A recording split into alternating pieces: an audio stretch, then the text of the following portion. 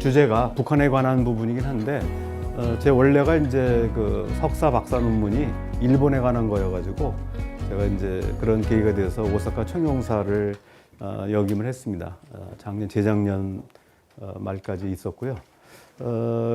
북한에 대해서는 원래 이제 일본을 했지만 제 주된 관심은 한반도 문제를 해결하는 데 이제 초점이 맞춰져 있습니다. 그래서 사실 제가 제 첫 번째 책은 이제 일본에 관한 거였고 석사 논문을 이제 저서로 만들어 가지고 그리고는 이제 주로 그 북한에 관한 책은 1987년도에 이제 한반도 평화 체제라는 책이 있었고 그리고 이제 1987년 97년이네요. 그리고 뉴 한반도 비전 그래서 이제 비핵화 문제라든지 통일 문제를 다룬 바가 있습니다. 가장 최근에 쓴 게 이제 그 한반도 비핵화 리포트 그래서 결국 이제 2019년 2월에 하노이 회담이 결렬되면서 비핵화 노력이 일단 무산이 됐습니다. 근데 그 전 과정을 제가 쭉 추적을 해가지고 한 500페이지, 한 460페이지 되는 이제 책을 썼습니다. 그래서 한반도 비핵화 리포트라는 책이 있고요. 그 다음에 이제 2021년도에 방금 아까 소개해 주셨던 김정은 시대 북한의 국가 전략을 썼습니다. 그래서 사실은 그 제가 있던 연구원의 특성상 아무래도 북한 연구가 이제 주되다 보니까 원래 제가 그 한반도 문제뿐만 아니라 주한미군 역사쟁점 전망이라는 책이 이제 제가 두 번째 책이고 굉장히 많이 이제 알려졌던. 그러니까 제가 이제 이른바 듣보잡이었다가 처음으로 학계에 이제 이름을 알리게 된 게 주한미군 역사쟁점 전망이라는 책입니다. 지금도 이렇게 쳐보면은 나오는데 그 책을 쓰면서 제가 이제 좀 뒤늦게 공부를 했는데 아까 소개해 주신 것처럼 제가 이제 공대 출신이어가지고 원래 정치학하는 외교 정치하는 쪽에 이제 좀 제가 이름이 잘 안 알려졌었는데 주한미군 역사쟁점 전망이라는 책을 쓰면서 좀 이제 학계에 이제 좀 길이나라고 그러죠. 확 돌출돼가지고 제가 좀 알려졌습니다. 그래서 저에 대해서는 이제 주로 한미동맹 이쪽하고 그다음에 북한 그리고 이제 원래 석사 박사 논문인데 일본 그러다 보니까 이제 전반적으로 다 하게 됐습니다. 그래서 제가 북한연구학회 회장을 했지만 또 하나 이제 한국국제정치학회 부회장도 했습니다. 그래서 제가 2017년도에 쓴 전략공간의 국제정치 그래서 핵 문제, 사이버, 우주전 이 문제에 관한 책을 썼는데 그걸 가지고 이제 국제정치학회에서 제가 이제 우수 학술상을 받은 바도 있습니다. 그래서 오늘은 이제 북한의 대외 전략에 초점을 맞췄습니다만은 여러분들이 궁금해하시는 뭐 여러 문제들 특히 오늘 아침 7시 10분에 북한이 대륙간 탄도 미사일을 쐈는데 일본 방위성 분석에 따르면은 여지껏 쏜 것 중에서 가장 고각 약 7,000km까지 올라갔기 때문에 가장 사거리가 길다 이렇게 평가를 하고 있습니다. 그렇게 되면은 워싱턴을 이제 때릴 수 있는 충분한 거리라 이렇게 평가하는 것 같습니다. 근데 우리가 이제 이쪽만 태평양 쪽만 바라보면 워싱턴이지만 서쪽을 바라보면은 런던까지도 때릴 수 있습니다. 그러니까 결국은 이제 전 세계를 다 커버한다는 거죠. 그리고 김정은이 성명을 발표했는데 거기 보면은 더 이상 이제 비핵화는 없다. 핵미사일과 관련돼서 타협은 없다 이렇게 또 발표를 했습니다.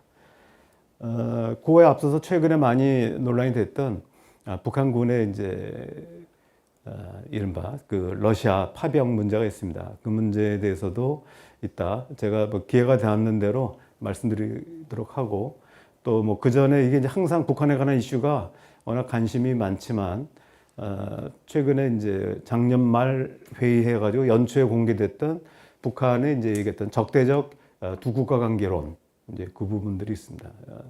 그 부분에 대해서도 말씀드릴 것이고 그 다음에 이제 뭐 항상 관심 있는 북한의 후계 체제 문제. 한동안에는 김여정이 막 나오니까 김정은 위원장의 동생인 김여정이 후계자 아니냐 뭐 이런 얘기도 있었다가 또 딸인 10살짜리 김주혜가 등장하니까 제가 후계자인가 뭐 이렇게 하는데 또 유명한 게 또 북한 연구자들이 이렇게 또 방송이나 신문에 인터뷰하면서 김주혜가 후계자다 이렇게 또 해가지고 헷갈리게 하는데 왜 헷갈리게 하고 그런 사람들이 무슨 근거로 얘기하는지 네, 그런 거에서 제가 이제 이 학계 그 뭐라 그러나요? 비리는 아니고 학계 학자들 말을 그대로 다 믿으면 안 되는 이유에 대해서 말씀드리겠습니다. 그러니까 예를 들면 그 특히 김주애가 후계자라고 주장하는 모 학자는 한때는 김정남 그 말레이시아에서 공항에서 이제 암살당했죠. 그 친구가 이제 그 김정일 국방위원장의 장남이기 때문에 후계자라고 얘기했다가 좀 있다가 이제 둘째 아들인 김정철이 후계자인 것 같다. 왜냐하면 김정남은 이제 그 엄마가 다르거든요. 김정철 지금 김정은은 이제 같은 엄마고 그러다 보니까 김정철인 것 같다라고 했다가 또 갑자기 어느 좀 지나서 아무래도 그게 아니라 셋째인 것 같다. 그래서 제가 만나서 그랬어요. 장남 아니면 차남이면 삼남이라고 얘기하면 누구 못하냐. 그건 누구나 다 할 수 있는 얘기고 그걸 뭐 분석이라고 하냐.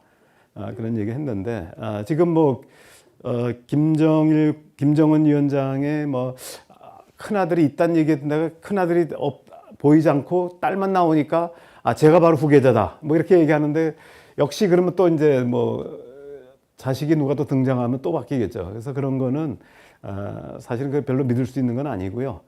주로 이제 내막은 그렇습니다. 실제로 주로 이제 정보기관, 국정원이나 또는 이제 정보사 이런 데서 북한에 대해서 궁금한 게 있잖아요.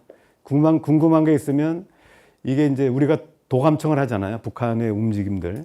그러면은 이걸 흘립니다. 이렇게 방송이나 이런데. 그러면은 이제 북한도 듣잖아요. 우리나라 방송. 그러면서 야, 남조선에 있는 유명한 학자 그러는데 뭐 김주애가 후계자라고 그러는데 그러면 이제 자기들끼리 막 왔다 갔다 하는 겁니다. 막 전화로 하거나 하면. 그러다 보면 야, 말도 안 된다. 그러면 이제 정보기관에서는 제가 아닌가 보다 이렇게 X를 긋는 거죠. 그리고 이제 이 친구는 그냥 정보기관에서 얘기했기 때문에 맞는 줄 알고 계속 얘기하고 다니는 겁니다. 그래서 이제 그런 거는 이제 우리가 그렇게 신빙성 있는 얘기는 아니고요. 그래서 특히 이제 제가 있던 국가안보전략연구원에 제가 20여 년 있었는데 거기 보면 이제 고위 탈북자들이 같이 있습니다. 그래서 항상 크로스 체크를 합니다. 어떤 이제 판단을 하게 되면은 이제 고위 탈북자들하고 만나서 회의에서 이게 맞냐 되냐. 그분들이 이제 정확한 정보를 가지고 있는 경우도 있고 정보는 아니더라도 북한 상식상 말이 안 된다고 하는 경우도 있잖아요. 이제 그런 것들을 이제 기각을 해고 그렇게 넘어가는 거죠. 그래서 그런 것들이 있기 때문에 우리가 지금 계속 나오는 뭐 북한군의 뭐 러시아 파병설 이 부분도 제가 뭐 나중에 좀 더 관련 부분에서 말씀드리도록 하겠습니다. 제가 앞에 좀 소도가 길었는데 우선 이제 북한이 이제 처해 있는 위치에 대해서 항상 제일 중요한 게 힘이 센 나라는 뭐래도 관계없습니다. 아니면 뭐 말고 식으로 정책을 바꾸면 그만인데 이 약한 나라들은 이게 판단을 한번 잘못하면 나라가 망해버리거든요. 그래서 굉장히 이제 조심스럽습니다. 북한이 이제 굉장히 큰 소리는 치지만 여기 보면은 김일성 주석 그냥 공식 명칭을 부르겠습니다. 그 다음에 김정일 국방위원장, 김정은 국무위원장 이 사람들도 다 자기네가 굉장히 작은 나라다라는 걸 알고 있습니다. 작은 나라 인식을 하고 있어요. 그래서 결코 뭐 함부로 우리가 마음대로 할 수 있다 이렇게 얘기한 적은 한 번도 없고요. 북한의 피포 의식이라고 그래서 항상 적에 둘러싸여 있다라는 인식이 굉장히 강합니다. 그렇기 때문에 자기네들은 굉장히 조심조심합니다. 북한 사람들 보면. 그래서 어떤 정책 결정할 때도 과감하게 한다고 말은 하지만 실제로는 굉장히 이제 보수적으로 접근합니다. 그래서 우리가 북한하고 얘기하다 보면은 북한 사람들 얘기하다 보면 나중에 이 사람들이 도대체 정책 결정 과정도 굉장히 길고 복잡하고 또 이렇게 실무자들이랑 얘기해도 위로 올라가면 바뀌는 경우가 굉장히 많습니다. 그래서 이제 북한을 못 믿겠다 이렇게 얘기를 하는데 못 믿는 건 사실이지만 북한으로서는 자기네들이 주변 사방에 다 적밖에 없다라고 판단하고 있습니다. 남한, 일본, 미국만이 적이 아니라 사실은 북한 입장에서 보면 러시아나 중국도 적이라고 생각을 하죠. 나중에 뒤에 다시 말씀드리겠는데 2019년 10월 달에 제가 블라디보스톡에서 그 국제 무슨 무역 박람회가 있었습니다. 그래서 공식적으로는 이제 러시아가 하는 행사였고 여기에 북한 그다음에 우리 한국도 갔고 2019년도니까 뭐 지금처럼 이렇게 살벌할 때가 아닙니다. 비록 한해 회담은 결렬돼서 남북 관계가 좀 어려워지긴 했지만 그럼에도 불구하고 여전히 이제 교류가 됐을 텐데 그때 2019년 10월 달에 제가 블라디보스토크 갔는데 그때 이제 북한 측에서 블라디보스톡의 경제 담당 영사가 나왔습니다. 뭐 이름까지는 제가 말씀 안 드리겠습니다만 이렇게 조그만 친구인데 친구가 원래 이제 김일성 대학 수석 입학하고 졸업했다고 하는데 아주 뭐 생긴 것도 똘똘하게 생겼어요. 키는 작은데 근데 이 친구가 이제 원래 그 똑똑한 친구들이 이제 대외 경제 업무를 많이 하잖아요. 그래서 장성택 밑에서 일했다고 합니다. 그러다가 이제 장성택이 채용되면서 찍혀가지고 3년간 이제 집중적인 조사를 받았는데 이 친구가 이제 유능하기도 하지만 뭐 본인이 이제 주도적으로 한 게 아니라 단지 장성택 밑에 있었다는 이유밖에 없었기 때문에 3년 정도 이렇게 이제 지방에 좌천돼 있다가 다시 복권이 돼가지고 김여정 측근으로 이제 올라갔다고 합니다. 그래서 당시 이제 중국과 관계가 별로 좋지 않았기 때문에 러시아 쪽에 파견돼서 무역 업무를 담당하고 있었는데 이 친구가 이제 일장 연설을 했습니다. 이제 비공개로 했는데 제가 지금 말씀드린 비공개 이런 거는 저는 이제 국제연구소에 했기 때문에 다 신고하고 합법적으로 하는 거니까 뭐 저 사람이 혹시 또 몰래 만난 거 아니야 그런 점은 안 하셔도 됩니다. 만났는데 그때 이제 아주 재밌는 얘기를 하는데 뭐 이런저런 얘기가 있었는데 지금 상황에 안 맞는 얘기도 많았고 그 중에 이제 가장 재밌는 얘기가 미국, 일본, 중국에 대한 평가가 있습니다. 그래서 북한이 이제 얘기하는 건 뭐냐면 미국은 50년 숙적이다. 그러니까 미국은 원수기는 원수인데 50년밖에 안 된 숙적이고 일본은 500년 숙적이다. 근데 중국은 5000년 숙적이라는 거죠. 그러니까 원수라는 거죠. 그래서 절대로 중국은 믿으면 안 된다는 얘기입니다. 그게 이제 나중에 그 11월 달에 워싱턴에서 그때 그 CSIS 국제문제연구소에서 그때 비공개 회의하고 공개 그 토론회가 있었는데 제가 그 당시 갔었습니다. 그래서 웡이라고 이제 그 국무부 부보좌관이 참석을 했었는데 비공개 회의에서 공개 회의에서 이제 그 친구가 이제 연설을 했었는데 비공개 회의에서 제가 그 얘기를 전달했어요. 소개를 했어요. 그랬더니 굉장히 미국 애들도 관심을 갖더라고요. 50년 숙적이라고 하는 것은 이제 실제로 따지면 50년 넘지만 이제 간단하게 얘기한 거죠. 그러니까 한국 전쟁 때부터 자기네들이 미국과 원수가 된 거고, 일본은 이제 임진왜란 때. 그러나 중국은 역사 내내 우리 민족하고 중국은 원수다 이런 얘기입니다. 제가 이제 그 베이징이나 아니면 이제 선양, 단동 같은 경우 이제 북한 사람들을 만난 경우가 종종 있었습니다. 근데 북한 사람들 만나면은 이 사람들이 이제 조선생 그러죠. 걔네들 조선생 뭐 내일은 뭐 일정이 뭡니까? 그러면 이제 내일부터는 본격적으로 이제 중국 사람들 만난다 그러면 신신당부합니다. 절대로 중국 놈들 믿으면 안 된다고. 걱정 말라고 우리도 안 믿는다고. 그러는데 이제 이 북한 사람들이 남조선 사람들은 이 마음이 약해가지고 중국한테 홀랑홀랑 넘어갈 것 같다고. 근데 자기네들은 아주 하도 당해가지고 중국 놈들한테는 절대로 중국은 안 믿는다 이런 얘기를 합니다. 그래서 우리가 나중에 보시면 알지만 2018년도, 2019년도 이 상황에서 김정은 국무위원장하고 시진핑 교수가 5번이나 만나지만 그 이후에 다시 또 관계가 냉랭해지거든요. 이제 그런 이제 배경들이 기본적으로 이제 이 북한 사람들이 중국에 대해서 굉장히 이렇게 이제 맺힌 게 많다 이렇게 볼 수 있습니다. 특히 뭐냐면 이 제일 이제 우려하는 거는 중국은 국경선이 길게 접하고 있어가지고 언제라도 중국이 이제 북한을 삼킬 가능성이 있다라고 보는 겁니다. 그렇기 때문에 조금이라도 북한 정권 내에서 친중적인 행태를 보이나 그러면 바로바로 숙청합니다. 바로바로 숙청하고 우리가 이제 2013년도에 고모부인 장성택을 처형을 했는데 실제로 장성택이 친중파는 아닙니다. 친중파는 아니지만 그나마 만약에 김정은 위원장이 제거됐을 때 중국과 소통할 수 있는 사람은 이제 장성택이라고 본 거죠. 그래서 결국 장성택이 부하들의 문제가 좀 있었는데 그걸 계기로 해서 처형을 당한 겁니다. 그래서 북한은 항상 이제 자기네들이 약한 나라고 포위되어 있다. 피포위라는 건 이제 적에 포위되어 있다는 겁니다. 이거는 아까 말씀드린 한미일에 대해서뿐만 아니라 중국에 대해서도 포위당하고 있다라고 이제 하는 의식이 굉장히 강하고요. 그런 부분들이 이제 우리가 북한을 이해하는데 이 도움이 된 이런 기본 인식이라고 볼 수 있습니다.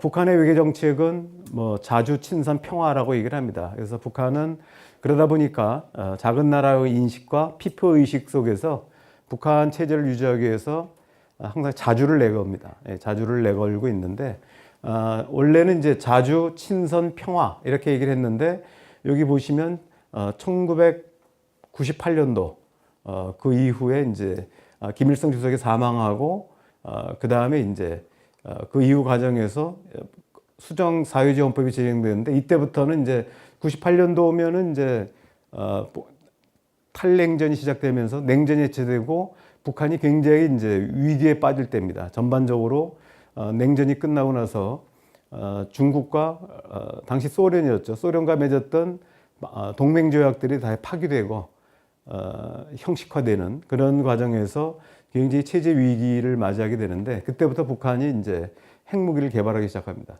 그러면서 외교 정책의 우선순위가 친선 평화에서 평화가 먼저 들어오죠.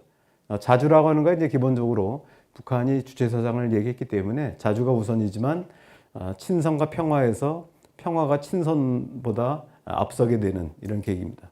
그래서 북한이 이제 그만큼 평화적인 외교 환경을 이제 추구하고 있다라고 볼 수 있고요. 북한의 이제 외교 전략의 방향은 뭐 항상 얘기하는 자주라는 게 있고 비동맹 외교를 하고 있습니다. 그래서 비동맹 외교는 이제 비동맹이라고 하는 것은 북한식으로 하면 이제 블럭 불가담이라고 하는데 블럭이라고 하는 게 이제 미국이 주도하는 블럭과 당시 이제 소련이 주도하는 블럭. 우린 동맹이라고 표현하는데 북한에는 블럭이라고 얘기하는데 이 블럭에 가담하지 않는다. 그래서 블럭 불가담 이렇게 얘기합니다. 근데 우리는 이제 동맹에 들어가지 않는다. 비동맹 이렇게 얘기를 하죠. 북한은 이제 미국 편도 아니지만 자기는 소련에도 들어가지 않는다고 얘기를 합니다. 그래서 당시 소련이 주도하던 코메콘이라고 하는 이제 경제 공동체가 있었는데 공산권 경제 공동체가 있는데 거기에도 들어가지 않습니다. 그리고 경제적인 자립을 추구하는데 그러다 보니까 굉장히 어렵죠. 어려운데 이제 그래서 나온 게 중국과 러시아 사이에서 등거리 외교를 해요. 줄타기 외교를 합니다. 그래서 실제로 북한이 굉장히 줄타기 외교를 잘합니다.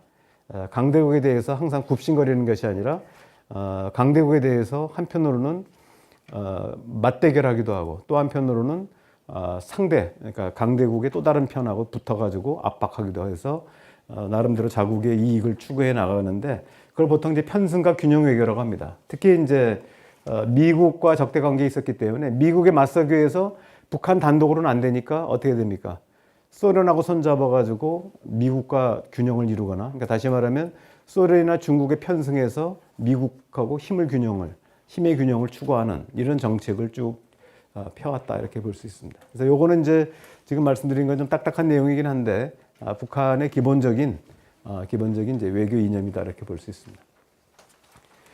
아까 말씀드렸듯이 북한이 이제 냉전이 끝나고 나서 그 동안에는 이제 그 소련이나 중국으로부터 굉장히 이제 우대 가격으로 석유나 식량 이런 거를 공급받았습니다. 그런데 냉전이 끝나면서 소련도 이제 해체돼서 러시아와 그 여러 나라로 이제 나눠졌고 중국은 중국대로 굉장히 이제 시장화를 채택하면서 미국과의 관계가 굉장히 중요하게 되는 거죠.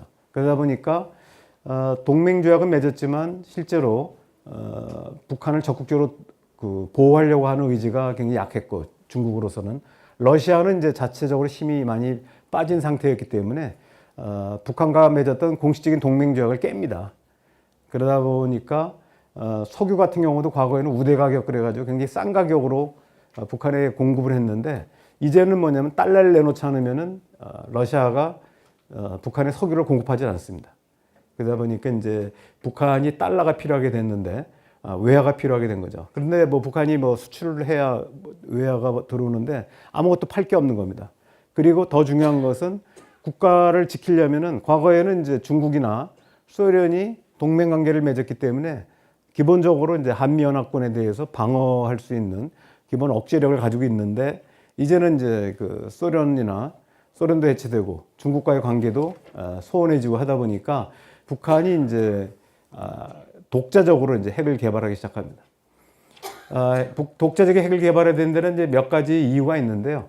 가장 핵심적인 건 뭐냐면 이미 이제 소련도 해체되고 중국은 아직까지 개도국 단계에서 벗어나지 못한 상태이기 때문에 전 세계 질서가 과거에는 이제 소련 주도하는 질서하고 미국이 주도하는 질서 두 개의 질서가 병행해서 발전해 왔는데 한편 소련이 무너지니까 미국이 전 세계 질서를 좌우지우지했습니다. 근데 그러다 보니까 이제 모든 나라들이 제대로 이제 경제 발전을 하기 위해서는 미국과 관계를 개선하지 않으면 안 돼요. 근데 이제 문제가 뭐냐면 냉전 시대, 소련이 주도하던 시대에 소련과 관계를 맺으면서 반미 운동을 하던 지도자들이 있단 말이죠. 대표적인 게 이라크의 후세인이라든지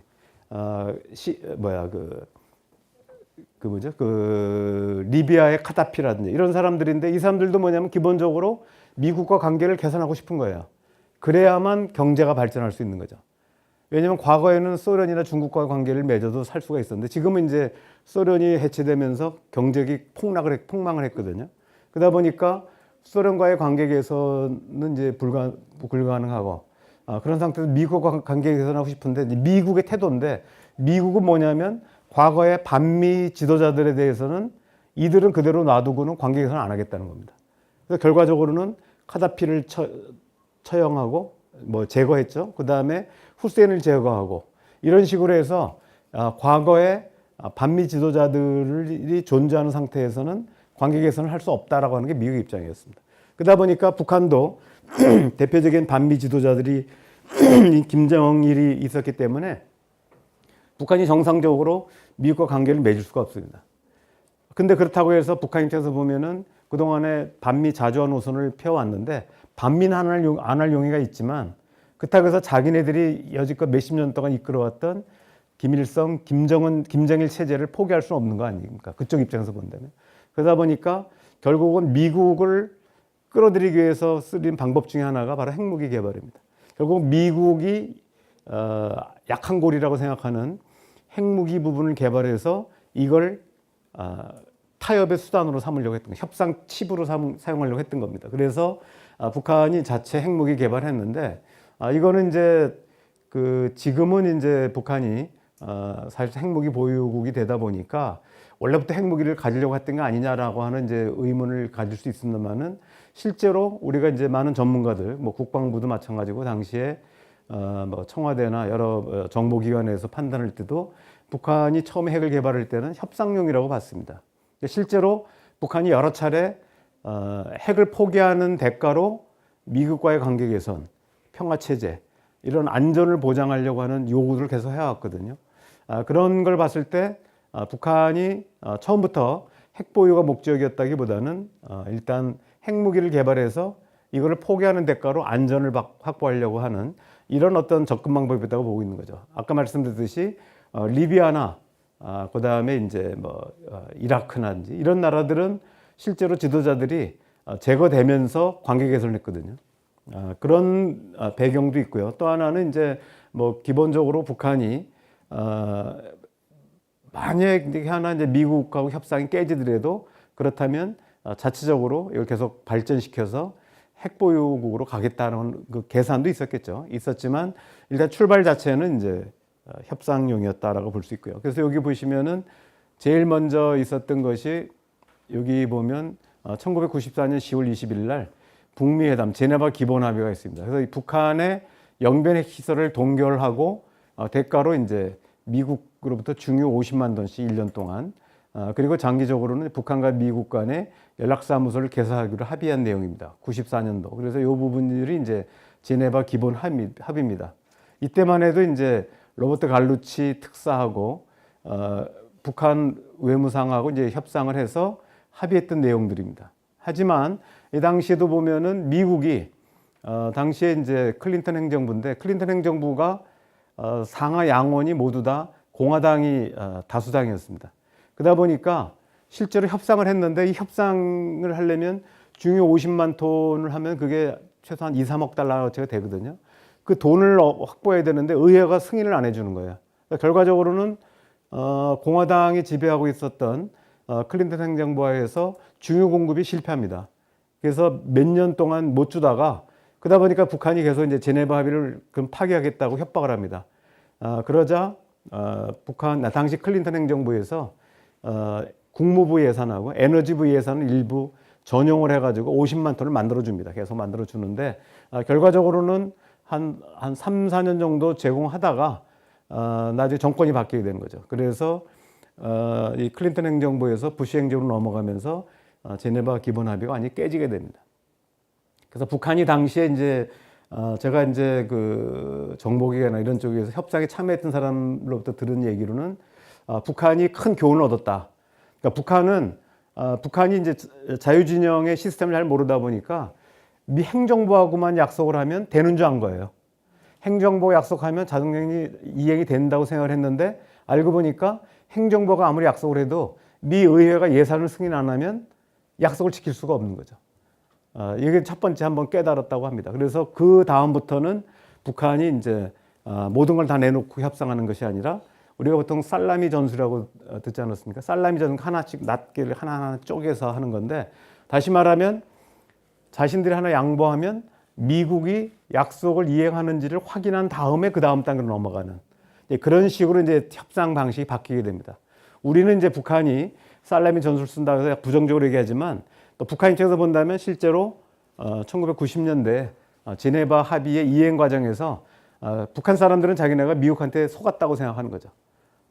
그러다가 이제 또 한 번 이제 벌어지는 일이 나중에 이제 뭐 미리 이제 잠깐 결론을 말씀드리면은 2018년 19년도에 국무부하고 협상을 다 한 거거든요. 사실 우리 정부도 당한 건데 미 국무부하고는 다 약속이 돼서 하노이 회담의 초안까지 만들었습니다. 잠정 합의문까지 만들었는데 결국은 이제 하노이 회담 일주일 앞두고 우리 식으로 하면 이제 관계장관 회의를 열었는데 미 국무부가 이제 설명을 하니까 당시에 이제 존 볼턴 국가안보보좌관이라든지 국방부, 재무부, CIA 뭐 이런 데서 반대해가지고 결과적으로는 행정부 내에서 국무부하고 협상한 내용들이 다른 부처의 반대에 의해서 또 깨져버립니다. 그래서 그것이 이제 2019년도 하노이 회담이 결렬된 미국 내부의 사정입니다. 그래서 하노이 회담 일주일 전만 해도 하노이 회담은 잘 되는 걸로 알고 있었고 당시에 이제 문재인 정부에서는 확신하고 있었습니다. 다 된다고 생각을 했고 그 당시 국정원도 확인이 돼 있었습니다.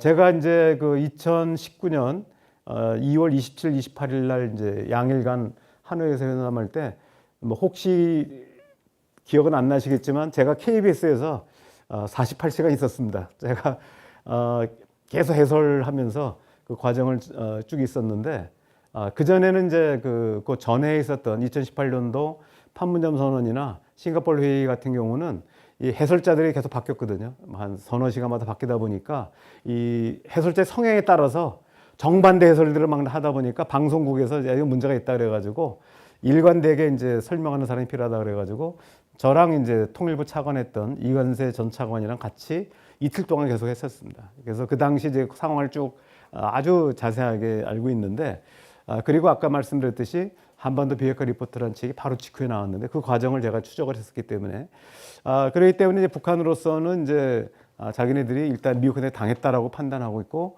그 과정에서 2019년도 같은 경우는 우리 정부도 국무부하고 합의만을 생각해가지고 다 이행되는 걸로 판단하고 있었던 거죠. 그러나 이제 그 일주일 앞두고 미 백악관 내에서 이루어졌던 그 내용까지는 이제 확인이 못한 상태에서 결과적으로 결렬이 됐던 겁니다.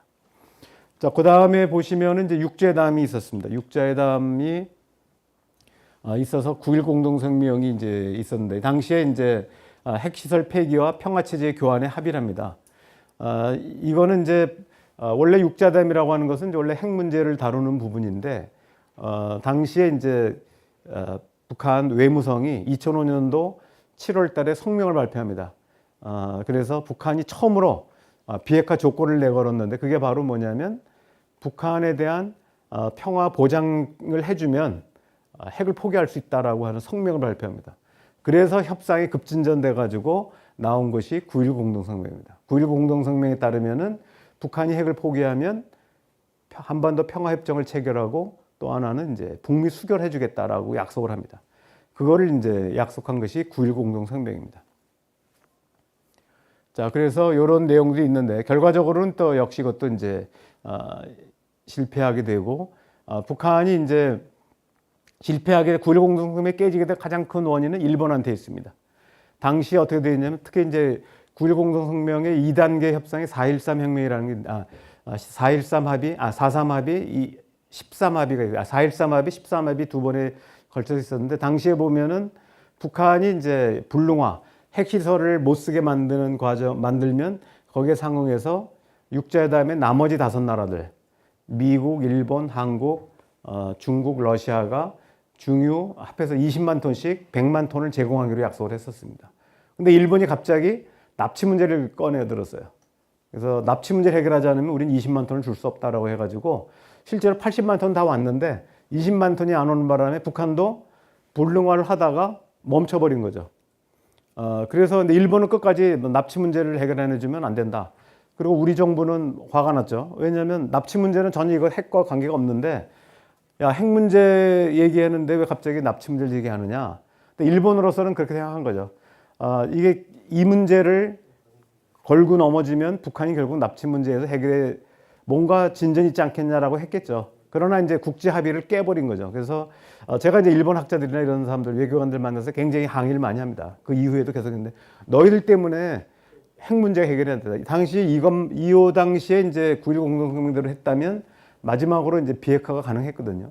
그리고 이때는 북한이 크게 핵 능력이 높을 때가 아닙니다. 처음으로 이제 여기 보시면은 2006년 10월 9일 날 1차 핵실험을 했거든요.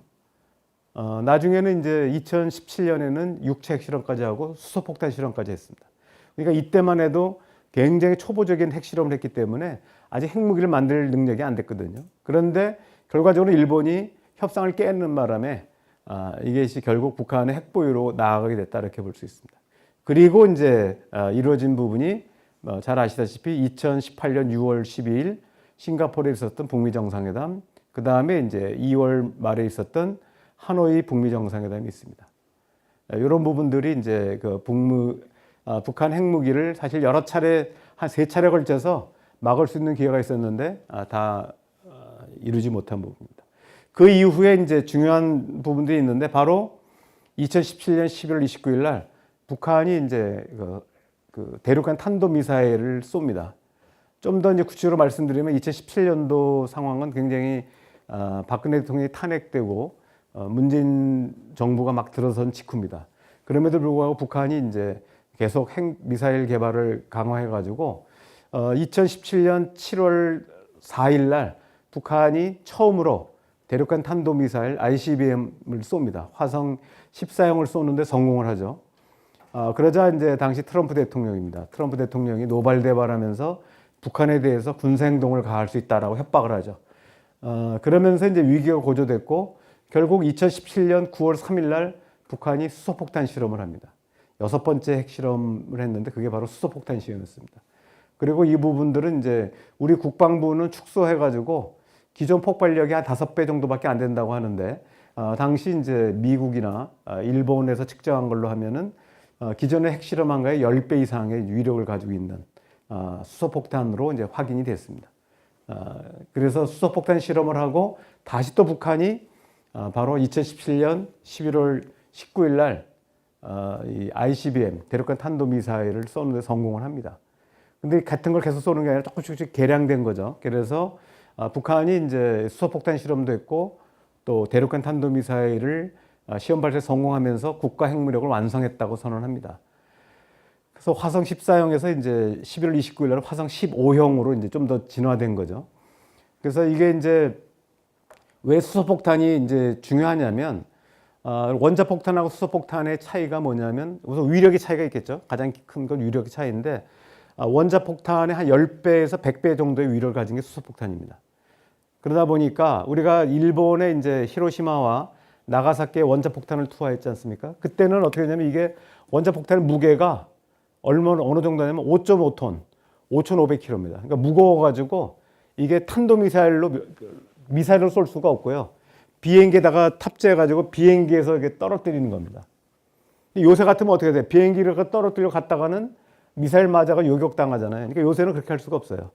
근데 원자폭탄은 아무리 줄여도 5톤에서 5.5톤 정도 이상을 줄일 수가 없는 거예요.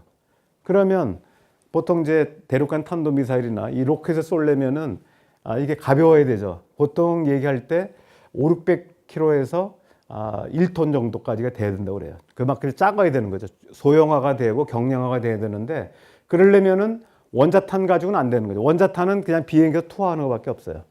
그러니까 이거를 대륙간 탄도미사일에 탑재하려면은 수소폭탄을 개발해야 되는 겁니다. 지금 전 세계에서 그 핵무기를 가진 나라가 어디 있습니까? 순서대로 미국, 그 다음이 러시아, 영국, 프랑스, 중국. 이거는 이제 국제적으로 공인된 핵보유국입니다. 그 다음에 공인되지 않은 핵보유국이 어디 있죠? 이스라엘, 인도, 파키스탄, 이란은 아직 아닙니다. 그 다음이 이제 9번째 북한인데 여기서 이제 중요한 게 뭐냐면 지금 앞서 말씀 5나라 미국, 영국, 프랑스, 중국, 러시아는 모두 원자폭탄 플러스 수소폭탄까지 개발한 나라들입니다. 실제로 그러니까 지금 가지고 있는 핵무기들은 다 수소폭탄이에요.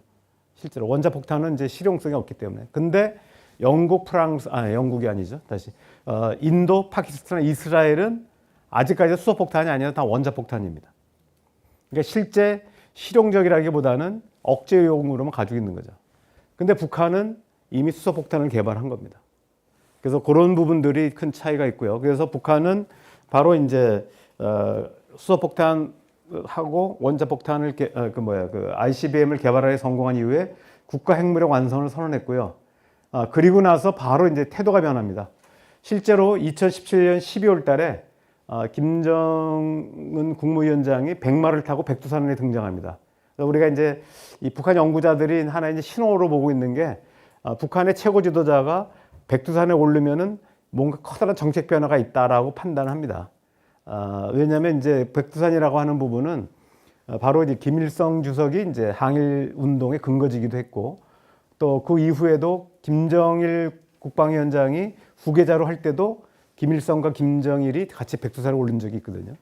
중요한 사태마다 이제 올라갔기 때문에 우리가 이제 백두산에 올랐을 때 뭔가 조짐이 있다. 당시 제가 쓴 글이나 방송에서 얘기한 거는 아마도 북한이 협상으로 돌아갈 가능성이 있다고 주장을 했었습니다. 당시에. 그리고 왜냐하면 더 이상 할 게 없기 때문에 그 다음에는 협상 국면으로 갈 거라고 봤는데 실제로 바로 1월 1일 날 신년사에서 김정은이 이제 말은 이제 전략국가라는 말을 썼지만 당시에 이제 문재인 대통령이 제안했던 평창 동계올림픽에 참가하겠다고 하는 얘기가 들어가 있습니다.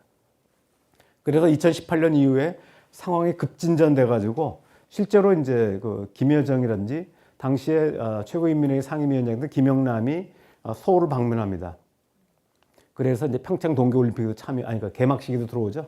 그러면서 이제 나중에 정우영 국가안보실장이라든지 서훈 국정원장이 3월 5일 날 평양에 가가지고 김정은 위원장을 만나는데 그때 김정은 위원장이 핵을 포기할 수 있고 그리고 이 문제를 논의하기 위해서 미국 대통령과 만날 용의가 있다라고 얘기를 합니다. 그게 계기가 돼가지고 실제 급진전 돼가지고 당시에 이제 서훈 국정원장하고 정우영 안보실장이 오자마자 이제 우리 대통령한테 보고하고 3월 9일 날 미국으로 갑니다.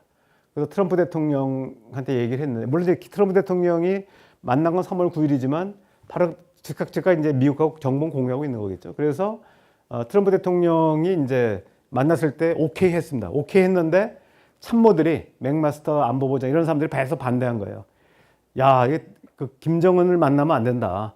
뭘 믿고 만나냐라고 하는데 이제 굉장히 이제 트럼프 대통령이 못마땅해 하니까 실제로 트럼프 대통령하고 우리 특사하고 만났는데 그 내용은 보통 그 호스트 국가, 그 손님을 맞이한 국가에서 발표하는 건데 실제 기자회견은 누가 하냐면 정우영 안보실장이 외신하고 기자를 합니다. 그래서 방금 트럼프 대통령을 만났는데 트럼프 대통령이 김정은 위원장과 만난 용의가 있다라고 하더라. 이렇게 해가지고 발표해가지고 발칵 뒤집어진 겁니다.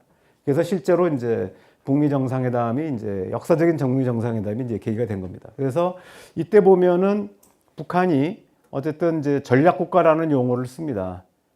그래서 전략국가라고 하는 말은 이제는 변방의 국가가 아니라 판을 주도할 수 있는 국가라는 거죠.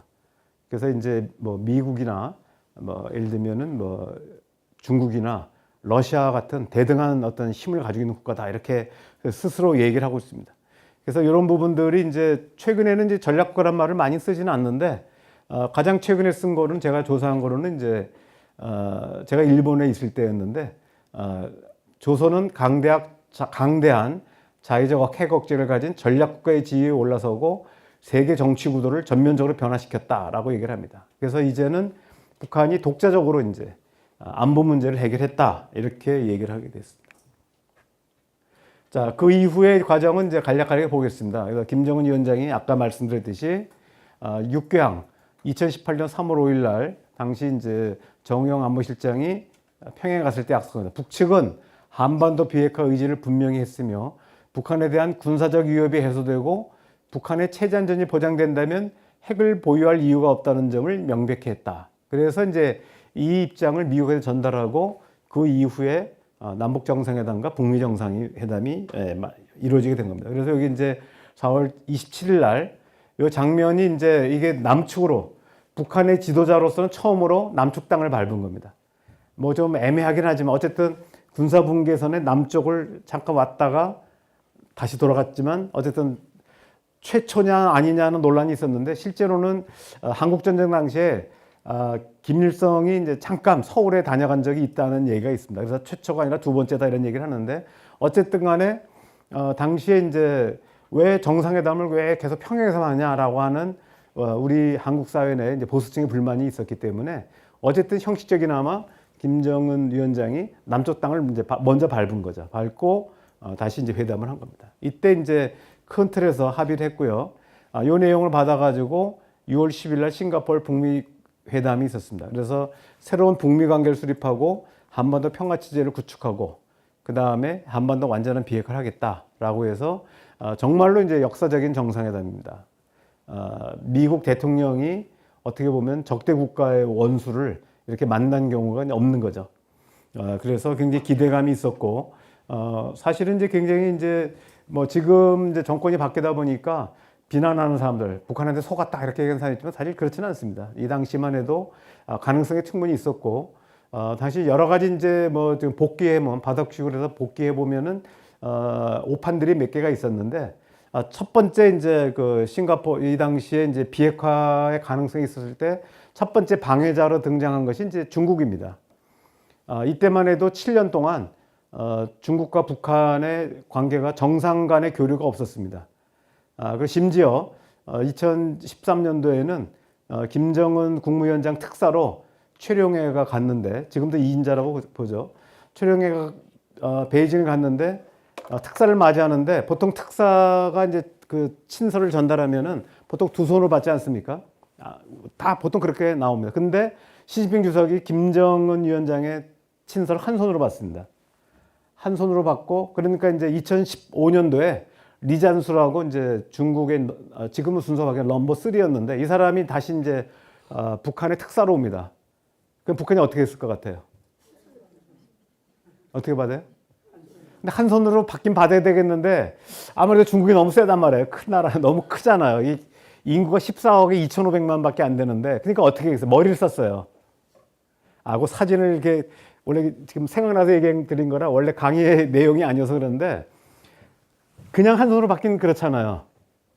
그러니까 어떻게 되냐면 큰 탁자로 해서 김정은 위원장하고 여기 있고 북한에 이제 중국의 리잔수 이렇게 있어요. 그러니까 중국의 이제 그 리잔수 상무위원이 어떻게 되냐면 친서를 두 손으로 이렇게 할 거 아니에요. 그러니까 김정은 위원장이 이렇게 한 손으로 받습니다. 여기 사진이 있습니다. 실제로. 그래서 북한이 이제 그 정도로 이 자존심을 이렇게 세웠어. 결국은 이제 한 손으로 받고 그 정도로 냉랭했고요.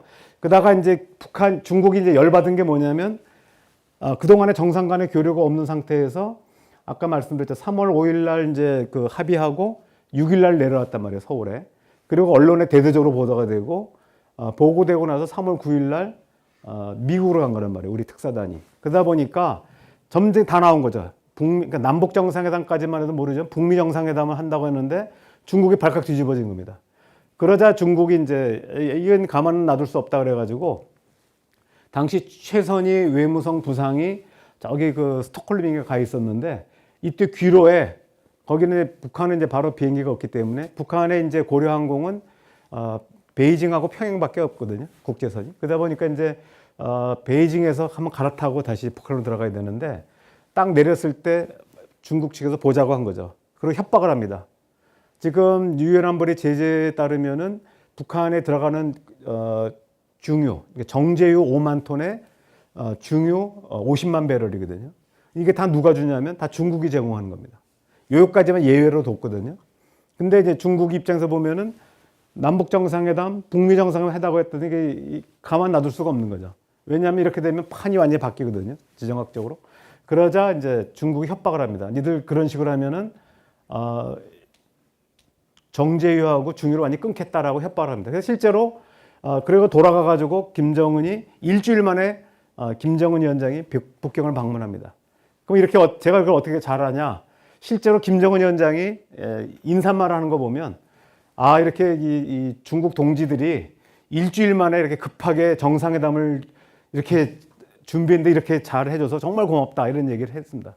그러면은 왜 그러면 아까 최선희 한 얘기가 어떻게 하냐? 그 당시에 이제 미국의 CSIS 그 회장이 베이징을 들렀다가 이제 그 서울에 왔는데 그 당시 제가 이제 참석을 했었습니다. 이거 서울에 와서 회의할 때 들어갔었는데 그 사람이 그 당시 이제 중국 북한 대사한테 들은 얘기를 합니다. 그 당시 중국이 노발대발하면서 만약에 이제 그 중국을 먼저 만나지 않고 한국하고 미국하고 먼저 만나게 되면 가만히 안 있겠다고 하는 바람에 실제로 그 북중 관계가 이제 정상회담이 먼저 이루어집니다.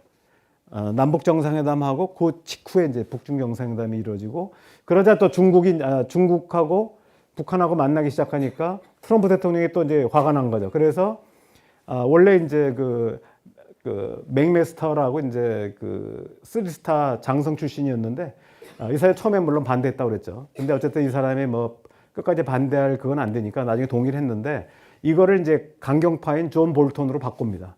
4월 말에. 그러니까 이게 존 볼턴 국무장관으로 하는데 아주 강경파 중에 초강경파거든요. 그러다 보니까 또 미국이 그런 그 대응을 하게 되니까 북한이 또 아주 부정적인 신호로 받아들인 거죠. 그래서 또 역시 북한은 북한대로 미국을 또 못 믿게 된 겁니다. 그러니까 이제 누구 하나의 책임이라고 할 수는 없지만 서로 이제 주고받은 과정에서 이 국제 관계가 복잡하게 돌아갔다 이렇게 볼 수 있습니다. 결과적으로는 이제 이 9월 달까지는 잘 나가다가 나중에 북미 협상이 제대로 안 되고 그 과정을 이제 밀고 당기고 하다가 2019년도에 하노이 회담에서 이제 최종적으로 결렬이 됐습니다. 이 부분은 나중에 다시 한번 말씀드리겠습니다. 하노이 회담이 결렬됐고 그 직후에 이제 김정은 위원장이 이제 여러 차례 처음에는 이제 굉장히 적극적으로 했죠. 병진 노선도 끝내겠다라고 했고 핵과 미사일 핵실험도 하지 않고 대륙간 탄도미사일 시험도 중지하겠다고 약속을 했습니다. 이 정도로 굉장히 전향적으로 했는데 결과적으로는 하노이 회담이 결렬되면서 김정은 위원장이 이제 새로운 길을 모색하겠다고 경고를 하고 결과적으로는 바로 이제 2019년도 2월 달에 결렬됐는데 10개월 뒤에 열린 제7기 5차 당 전원회의에서 자력계 행성을 선언하면서 이제 더 이상 비핵화는 없다 이렇게 이제 입장 태도를 변하게 됩니다. 자, 그러면 요거는 이제 간단하게 보면은 북한의 경우는 이제 모든 게 이제 우리도 마찬가지입니다. 이 그러니까 군부를 장악하지 않으면 굉장히 위험하거든요. 지금도 뭡니까? 윤석열 정부도 지금 국방장관, 그 다음에 방첩사령관, 그 다음에 이제 북한 정보사전 777 사령관 다 어디입니까? 충안고등학교 출신 아닙니까? 이제 그게 이제 뭐냐면 확실하게 믿을 수 있는 본인이 군인 출신이었으면 뭐 육사 무슨 예를 들면은 하나회 같은 조직을 이용했을 텐데 본인이 이제 군 출신이 아니다 보니까 이제 고등학교 인맥을 가지고 장악을 하는 거죠. 핵심적인. 근데 북한도 비슷합니다. 제일 먼저 이제 최고사령관을 먼저 차지하고 김정일 위원장이 사망한 직후에 먼저 최고사령관, 그 다음에 이제 북한이 당, 그 다음에 이제 요거는 이제 국방이라고 써 있긴 하지만 사실은 이제 행정부 수반입니다. 그 다음에 요 이름을 바꾼 거죠. 국무위원장으로. 색깔이 같죠. 초록색으로. 그러다가 이제 제1비서에서 이제 총비서로 이름이 바뀌었는데 요건 이제 파란색과 파란색은 이제 같은 당 쪽이고 초록색은 이제 행정부, 군. 그러니까 당정군을 이제 다 장악을 합니다. 그래서 김정은 위원장이 선군정찰에서 군 최고사령관으로 추대가 되는 것이죠. 그래서 이제 김정은 위원장이 국가핵무력 완성을 추진했고, 대화 국면, 아까 말씀드렸듯이 2018년부터 2019년 초반까지는 이른바 핵이 없는, 핵을 포기한 개발도상국의 길을 한번 모색을 했습니다. 그래서 아까도 말씀드렸죠. 이라크의 그 후세인이라든지 리비아의 카다피처럼 뭔가 미국과 관계 개선하고 싶은데 관계 개선하려면 네 목을 내놔라라고 하니까 지도자들이 거부하는 거죠. 근데 결과적으로는 이제 후세인은 저항을 했고 카다피는 미국하고 이제 합의를 했습니다. 그래서 핵을 포기하겠다고 하고 다 넘겨줬는데 미국이 가만 놔두지 않고 그 카다피의 반대 세력을 규합해가지고 무장을 지원해줘서 결과적으로는 형식적으로 보면 미국이 직접 카다피를 제거한 건 아닌데 실제로 반군한테 첨단 무기를 제공해서 카다피를 제거하게 만든 거죠. 그러다 보니까 그걸 바라본 북한이 안 되겠다. 미국하고는 뭔가 우리가 확실한 걸 쥐고 있지 않으면은 미국하고 협상이 안 된다 그래가지고 당시에는 아까 말씀드렸듯이 이제 핵을 포기하는 대가로 개발도상국의 길을 모색을 했는데 그러나 이제 결과적으로는 이제 이게 포기하고 하노이 회담이 결렬된 이후에 자력 보강, 자력 번영을 제시합니다. 제가 아까 말씀드렸죠. 중국에 대해서 7년 정도 정상 간의 교류도 없었고 관계가 나쁘다고 말씀드렸는데 여기 보면은 2016년 5월 달에 제7차 당대회가 있었는데 여기 보면 중국을 뭐라고 표현했냐면 중국이라는 명칭은 안 썼는데 사회주의 배신자라고 규정을 했었습니다. 당시만 해도. 그러다가 하노이 회담이 결렬된 이후에 중국과 북한은 하나의 운명이다. 이렇게 또 이제 표현이 바뀌죠. 그러니까 완전히 극에서 극으로 바뀝니다. 그 정도로 중국에 대해서는 굉장히 이제 사이가 나빴던 겁니다. 그러니까 오죽하면은 남북 정상회담 또 북미 정상회담을 약속하면서도 중국을 따돌리려고 했던 거죠. 그래서 원래 보면은 남북 정상회담이나 북미 정상회담 할 때 보면 남북미 3자 종전선언입니다. 중국이 빠져 있죠. 그러니까 중국에 대해서는 사실은 이제 이게 지금 어느 정도 알려졌습니다만은 이게 이제 먼저 옛날에 노무현 대통령이 2007년도 남북 정상회담에도 보면 3자 내지 4자 정상회담을 한반도 내에서 한다 이렇게 되어 있습니다. 근데 원래는 3자를 주장한 거는 북한이라고 합니다. 북한이 중국을 빼자. 그래서 그때도 3자라고 했는데 이제 우리 입장에서 보면 근데 이제 정전협정의 당사자이기 때문에 사실 국제법상으로 중국을 완전히 배제하기가 어렵다라고 하는 또 법리적인 문제가 있다 보니까 그러면 3자 내지 4자 이렇게 이제 바꾼 겁니다. 그리고 이제 판문점 선언에서도 3자 내지 4자 건데 그 당시에 이제 중국 대사관 측에서 저도 보자고 그래가지고 여러 차례 얘기했습니다. 걔네들이 굉장히 불만이 많아가지고 자기네 보고를 해야 되는데 3자 내지 4자 그러면 이게 이제 완전히 한중 관계가 나빠진다. 그래서 뭔가 좀 해명을 해달라. 그래고 해서 너희들이 빠지는 건 아니고 종전선언은 3자, 평화협정은 4자. 그래서 3자 내지 4자가 단계적으로 이루어지는 것이다라고 이제 설득을 했고요. 실제로 나중에 이제 시진핑 주석이 2018년 9월에 있었던 동방경제 포럼에서 인정을 합니다. 쥐목에 방울을 단 자들이 먼저 하고 나중에 이제 최종적으로 자기네가 중국이 참여하겠다라고 했는데 이 부분은 이제 말은 그렇게 해놓고는 실제로 중국이 계속 이제 자기네가 참여하려고 했습니다. 참여하려고 했고 그러다 보니까 이제 동방경제 포럼에서 시진핑 주석이 한 거를 녹취해가지고 저도 가지고 있거든요. 그러니까 발언만 했는데 중국어로 번역된 건 다 가지고 있는데 중국 학자들 하나도 모르더라고요. 그런 사실. 절대로 시진핑 주석이 그럴 리가 없다. 그러니까 한반도 문제에서 중국이 한 발 물러선다는 건 있을 수 없다라고 주장을 했는데 제가 그래서 이제 녹음한 거 가지고 있는 건 아니었고 녹취록을 이제 보여주고 했더니 갸우뚱 하더라고요. 근데 그 당시 이제 시진핑 주석이 어쩔 수 없이 자기네가 이 한반도 문제에서 일단 남북미 3자 간의 이제 2018년도 국면을 주도했 상황에서 낄 수가 없었던 겁니다. 그리고 이제 2016년도 7자 당대회 때만 해도 여기 보면은 통일에 대해서 굉장히 가장 중대하고 절박한 과업이라고 얘기했고 통일을 위해서는 두 가지가 있다. 하나는 평화적인 방법으로서의 연방제, 또 하나는 비평화적 방법으로 통일대전, 전쟁이라는 방법도 있다라고 이제 얘기를 했습니다. 어쨌든 통일을 굉장히 강조했었는데 바로 이제 5년 뒤에 열린 2020 2021년 이게 바로 이제 하노이회담이 결렬된 그 다음 해죠. 여기 보면은 통일이라는 꿈은 더 아득히 멀어졌다. 그리고 이제는 뭐냐면 국방력에 의거해서 한반도 평화 안전을 보장해야 되겠다. 그래서 통일이라는 용어들이 없어집니다. 특히 이제 노동당 당원의 임무로서 얘기한 것이 통일을 촉진하는 임무라는 게 있었는데 이때 보면 당 규약에 빠집니다. 그래서 이제 바로 작년 연말에 있었던 당 전원회의에서 북한이 이제 적대적 이국가 관계론이라고 하는 부분이 갑자기 생긴 게 아니라 이미 그런 단초들이 만들어졌다 이렇게 볼 수 있습니다.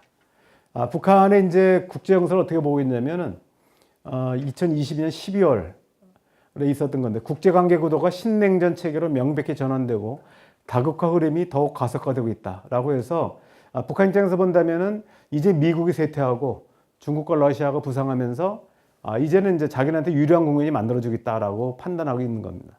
그래서 북한 입장에서 본다면 현재와 같은 국제 정세 흐름은 북한한테 유리하게 됐다, 유리하게 변하고 있다라고 판단하는 것 같습니다. 왜냐하면 아까 말씀드렸죠. 1990년 정도 했을 때 소련이 무너지고 소련과 맺었던 동맹조약이 깨지고 중국은 형식적으로는 동맹조약이 유지하고 있지만 실질적으로 내용적으로는 중국은 이제 북한보다는 미국과의 관계를 더 중시하게 되는 이런 어떤 국제 정세 속에서 북한이 굉장히 고립됐다는 것이죠. 그래서 아까 말씀드렸던 피폐 의식이 더 강화되고 그 대응하는 차원에서 핵을 개발했는데 지금은 이제 오히려 미국과 중국 간의 갈등이 심화되고 특히 우크라이나 전쟁을 계기로 해서 러시아가 아예 이제 미국과 관계를 척지게 되니까 북한으로서는 뭡니까? 러시아하고는 아주 자유롭게 이제 접근할 수 있는 것이고 중국과의 관계도 상당히 과거보다는 이제 유리해졌다고 보는 거죠. 다만 중국 입장에서 본다면은 아직까지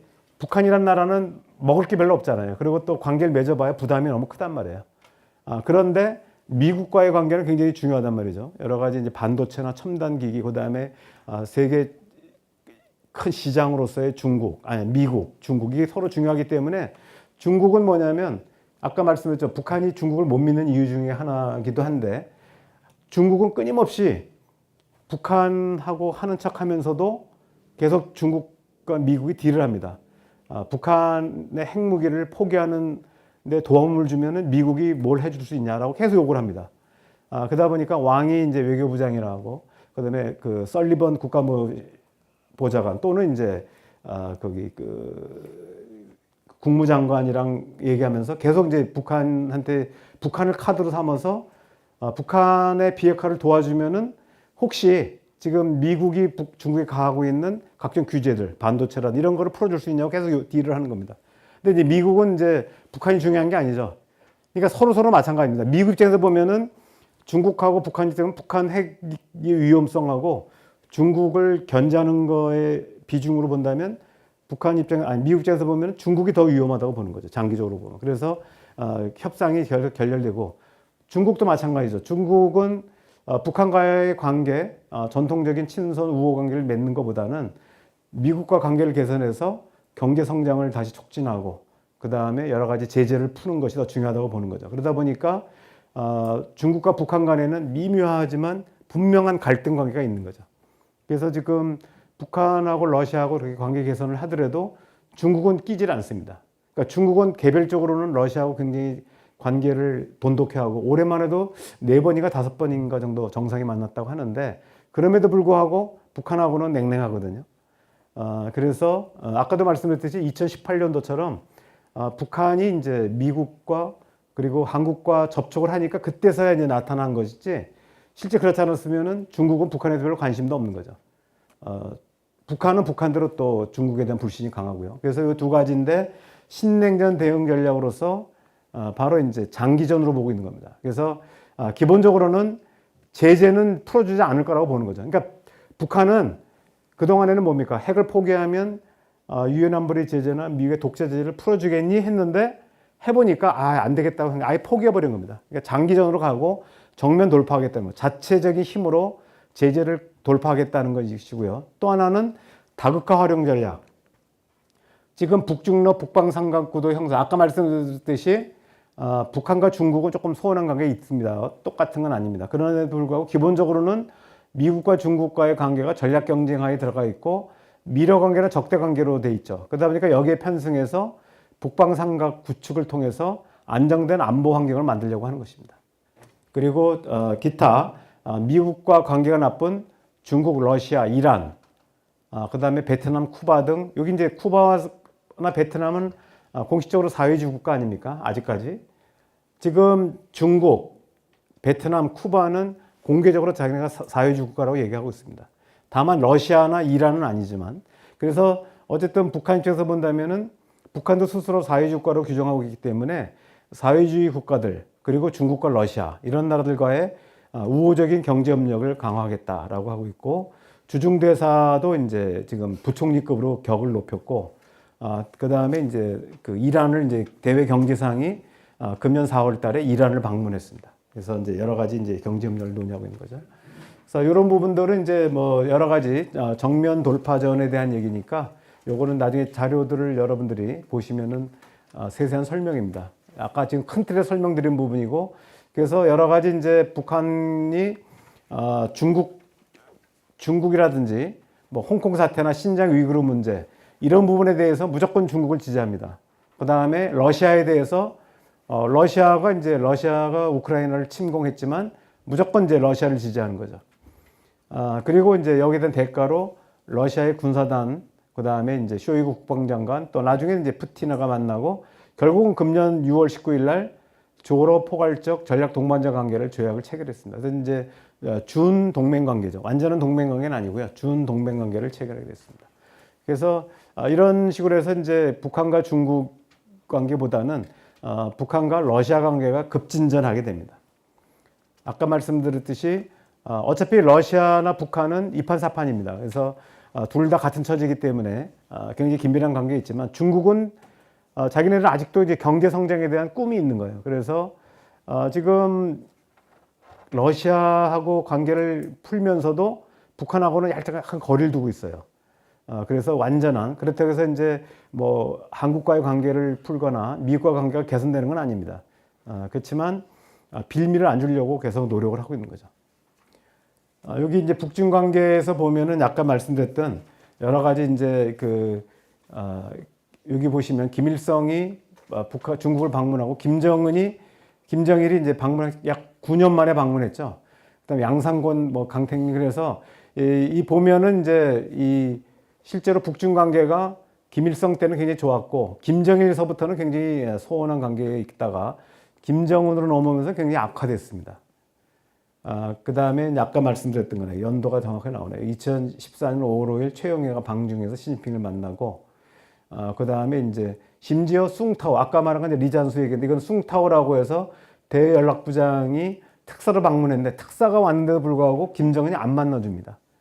2017년 11월인데 그리고 2018년부터는 오히려 중국과의 관계가 아니라 한국하고 미국과의 관계를 풀기 시작하는 거죠. 그러다가 이제 중국이 압박을 가하니까 할 수 없이 남북 정상회담 직전에 이제 3월 26일 날 중국을 방문하게 되고 나중에 여기 때 보면은 트럼프 대통령이 이제 그 문재인 대통령 만나서 또 회고록 같은 게 보면 나옵니다.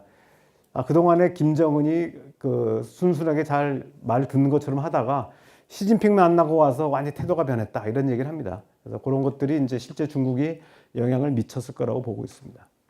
자, 이런 부분들은 이제 뭐 쭉 보시면 될 것 같고요. 그래서 이제 기본적으로 중국은 자기네들이 이제 그 쌍순환 전략이라고 해서 지금 이제 미국의 제재가 계속 강해지니까 수출 위주보다는 수출은 계속하되 내수를 확대하는 방향입니다. 그래서 자기네들은 이제 중저가품을 만들고 싸구려 저가품들은 오히려 북한이나 동남아, 동유럽 국가한테 하청을 주겠다는 겁니다. 그래서 지금 실제로 이 중국은 북한 노동자들을 훨씬 싼 값에 쓰려고 하니까 오히려 중국의 임금이 올라가지고 북한 노동자들의 임금이 오히려 중국 노동자들 임금보다 더 쌉니다.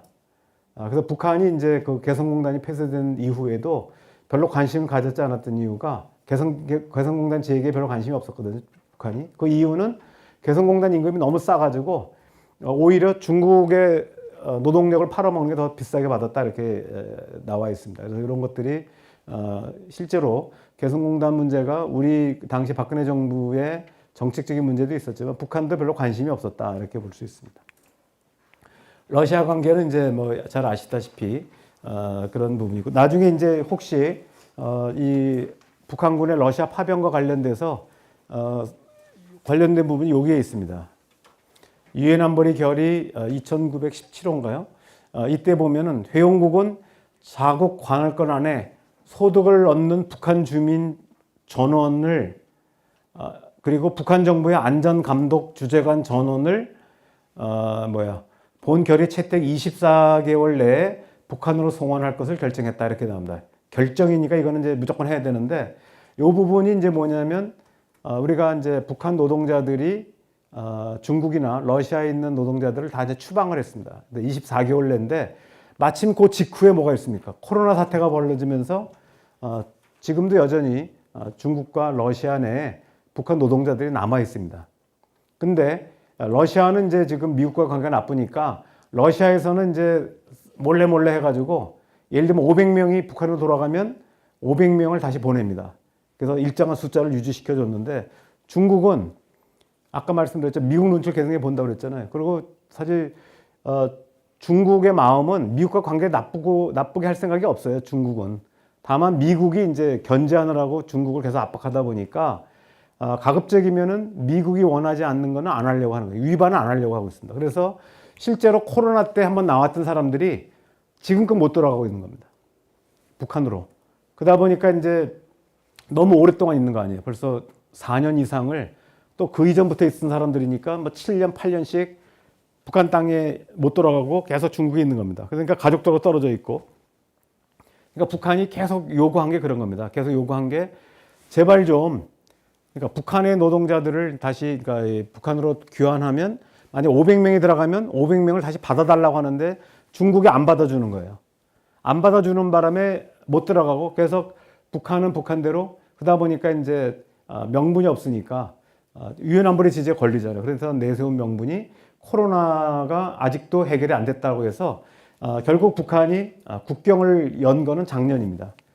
그때까지는 이제 이런 노동자 문제 해결이 안 됐는데 지금도 완전히 해결이 안 됐다고 그래요. 중국은 이제 계속 미국의 눈치를 보고 있고 미국은 계속 경고하는 거죠. 만약에 너희들이 몰래 북한을 도와주면 가만 안 있겠다라고 하다 보니까 북중 관계 계속 어려운데 여기 지금 이제 아까 말씀드리려고 하는 부분들이 이 부분입니다. 이 부분이 굉장히 중요한 부분인데 여기 보면 소득을 얻는 북한 주민이니까 노동자들이에요. 노동자와 노동 감독관들만 추방하게 돼 있어요. 그렇게 다 보니까 이제 제가 이 2022년도에 이제 임기를 마치고 한국에 돌아오려고 해서 이제 보통 이제 한 달 전에 이제 짐은 다 보내고 기본적으로 이제 관저에서 있다가 이제 정확하게 하면 이제 내일 이제 아침 오전 비행기 타고 한국에 들어오는 날인데 그 전날 아침에 도쿄에서 연락이 온 거예요. 제가 잘 알고 있는 이제 일본 경제신문 니케이라고 그러죠. 일본 경제신문의 그 연구소의 이제 연구소 소장인데 이주인 아쯔시라고 이주인이라서 한국 이름은 아니고 이주인 아쯔시라고 하는 그 소장이 연락이 와가지고 자기가 이제 제가 이제 당연히 오사카 총영사를 있으니까 뭐 언제라도 만날 걸 생각해가지고 여유고 있다 봤는데 뒤늦게 자기가 제 소식을 듣고 빨리 만났으면 좋겠다. 그래서 난 내일 갈 건데 어떡하냐 그랬더니 뭐 신칸센 타고 바로 와가지고 제가 이제 저는 뭐 진짜 아무것도 짐도 없이 그냥 간단한 가방만 남겨놓고 이제 관저 혼자 있었는데 나와가지고 이제 식사를 했습니다. 했는데 그때 이제 그 사람이 저한테 이제 계속 질문한 것 중에 하나가 저 부분입니다. 유엔 안보리 결의를 어떻게 해석할 것인가? 그러면서 공병 일본말로 한 겁니다. 쿠헤이라고 그러는데 공병이 파견되는 것이 유엔 안보리 제재에 접촉되느냐 아니냐 가지고 이제 저랑 이제 얘기를 했습니다. 근데 결론은 뭐냐면 공병 부대가 파견되는 것은 유엔 안보리 결의 위반이 아니다라는 거죠. 그래서 그러면은 이제 북한이 정규 전투 부대는 이제 위반이 됩니다. 왜냐하면 예를 들면은 이 북한에 대한 무기나 무기 개발에 활용될 수 있는 어떠한 그 지원도 금지되어 있습니다. 그리고 우리가 생각하면은 러시아가 미국하고 사이가 나쁘니까 약속 깨고 하지 않겠냐라고 생각하기 쉽지만 사실은 러시아만 해도 대국입니다. 그리고 유엔 안보리 상임이사국이잖아요. 그러니까 공개적으로 이렇게 그 위반하지는 않습니다. 그러니까 우크라이나 침공 같은 경우도 굉장히 뭐라고 하면 특별 작전이라고 얘기하지 침공이란 말을 안 쓰거든요. 왜냐면 다른 주권 국가를 공격하게 되면은 이거는 이제 그 유엔 안보리 결의 위반이거든요. 그러니까 명백하게 결의 위반이라기보다는 국제법 위반이죠. 그러니까 유엔 안보리 상임위석의 자격이 박탈되는 거예요. 그러다 보니까 러시아 입장에서 보면은 당시에 이제 민스크 조약이라고 있는데 그 크림반도 그다음에 이제 동부 전선에서 분교를 이제 나름대로 합의한 부분이 있는데 이거를 우크라이나 정부가 깼기 때문에 특별 작전을 하는 것이다라고 주장하는 겁니다. 그러니까 전쟁을 하는 게 아니라는 거죠. 그래서 그런 것처럼 어쨌든 명분을 만들어서 계속 하고 있기 때문에 제가 볼 때는 북한 전투부대가 들어갔을 가능성은 저는 높지 않다고 봐요. 실제로 이 문제에 대해서는 우리 정부하고 지금 젤렌스키 우크라이나만 주장하고 있는 것이고 지금 미국도 지금 굉장히 신중한 입장이거든요. 다만 미국 입장에서 보면 자기는 나쁠 게 없기 때문에 이 핑계로 한국 정부가 우크라이나 정부에 포탄을 제공하거나 더군다나 군대를 파병한다면 또 땡큐죠. 그러니까 굉장히 미온적으로 나오지만 사실은 미국 정부가 적극적으로 이 부분을 확인해 주는 게 아닙니다. 제가 볼 때는 우리가 베트남 전쟁 때 여러분들 우리 보면 이제 맹호부대, 뭐 청룡부대, 전투부대가 갔잖아요. 전투부대가 갔을 때 실제로 보면은 우리가 사상자가 많지 않았거든요. 그러니까 북베트남 정규군과의 정규군의 전투는 사실 미군이 했습니다. 남베트남군하고 미군이 전투를 했고 한국군은 뭐냐면 후방에서 다낭이라든지 사이공 이쪽에서 뭘 했냐면 민사작전을 한 겁니다.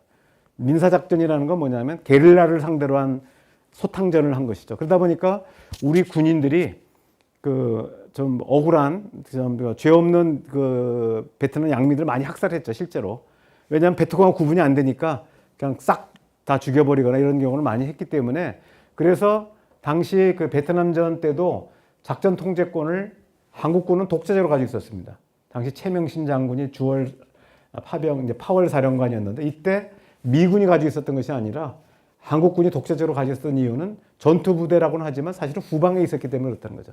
그러니까 우리가 보면은 한국전쟁 당시에 한국군의 작전 통제권 누가 가지고 있었습니까? 미군의 유엔 사령관이 가지고 있었죠. 북한군은 실제로 조중연합군이 만들어져서 조중연합사령관인 팽백회가 가지고 있었거든요. 그러니까 북한군은 조중연합사령부를 구성해서 중공군인 팽덕회가 가지고 있었고 우리 쪽은 유엔군을 편성해서 메가더 사령관이 가지고 있었던 겁니다. 근데 만약에 우리가 북한군이 러시아 전선에 투입이 되면은 어떻게 되겠어요? 실제로 작전 통제권을 러시아군이 가질 수밖에 없어요. 단일 대우로 전쟁을 해야 되니까. 그런데 지금 이제 그러니까 10월 25일 날인가 그때 이제 비준이 됐거든요. 그 조러 우호 협력 조약이. 그렇기 때문에 최소한도 전투부대가 전선에 투입되려면 아무리 빨라야 3개월, 6개월간 사전에 적응 훈련하지 않으면 안 됩니다. 그렇기 때문에 제가 볼 때 벌써 뭐 일개 한 명만 생포하고 뭐 몇십 명이 죽었다 이건 다 거짓말이라고 생각합니다. 그거는. 그렇기 때문에 그런 부분들에 대해서는 아까 말씀드린 유엔 안보리 결의가 명확하게 공병부대는 가능하고 그래서 우리가 일반적으로 생각할 때는 아마도 우리가 이제 전쟁 수행하는 과정에서 비행장이 파괴되거나 그다음에 군사기지가 파괴되는 경우가 있잖아요. 특히 이제 우크라이나군이 지금 전선에 투입돼가지고 지금 드론 공격을 많이 해가지고 러시아군의 여러 가지 군사기지들이 파괴된 데가 많거든요. 아마도 제 생각에는 그런 만약에 전방적으로 간다면 그쪽에 있는 아니면 도네츠크나 루안스크 쪽에 있는 군사 시설들에 대한 개보수 작업을 위해서 투입될 수는 있지만 그러다 보면 뭡니까? 우리도 옛날에 이라크 파병할 때 이라크나 아프가니스탄 파병할 때 실제로 그 지방 재건팀이 갈 때 어떻게 됩니까? 지방 재건팀이 가더라도 기습 공격을 당할 수 있으니까 전투 병력이 방어 병력은 가거든요. 총 들고 전투 병력들이. 그러니까 그렇다고 전투병 파견된 건 아니죠. 왜냐하면 비전투병을 보호하기 역할만 하니 그런 정도의 아마 전투 병력이 있을 수는 있지만 제가 볼 때는 북한이 일단 아까 말한 군사 시설의 복구나 이런 쪽을 투입하기에 간 거라고 저는 판단하고 있고 또 하나 그 김에 북한 입장에서 보면은 사실 새로운 전쟁 양상이 있잖아요. 그게 바로 뭡니까? 그 전에 없었던 전쟁 양상이 드론전입니다. 드론 가지고 지금 뭐 그 하마스 지도자도 뭐 암살하고 여러 가지 지금 폭격도 하고 자살 드론도 있지 않습니까? 아마 그런 부분에 대해서 북한이 전혀 경험이 없기 때문에 아마 그런 부분들을 숙달하기 위해서 장교단이나 뭐 이렇게 파견될 가능성이 있다고 봅니다. 그러나 일선 전투를 위해서 파견될 가능성은 저는 거의 없다라고 얘기하고 있고, 실제로 보면 예비역 장성들 같은 경우 이런 사람들 보면 굉장히 조심스러운 거 보면 압니다. 이렇게 표현이 보면은 뭐 항상 전제가 되는 게 있죠. 뭐 우크라이나 정부가 발표한 게 사실이라면, 그 다음에 한국 정부가 발표한 게 사실이라면 매우 우려스럽다. 뭐 이러는데 실제로 보면 이제 뒷얘기만 하지만 사실은 조건이 있는 거죠. 자기네가 확인할 수 없지만 사실이라면, 사실이 아니면 아닌 거죠. 그래서 이런 부분들이 굉장히 이제 우리가 좀 유의해서 봐야 된다라고 생각합니다. 아무리 빨래야 뭐 일주일에서 열흘 이상 걸린다고 그래요.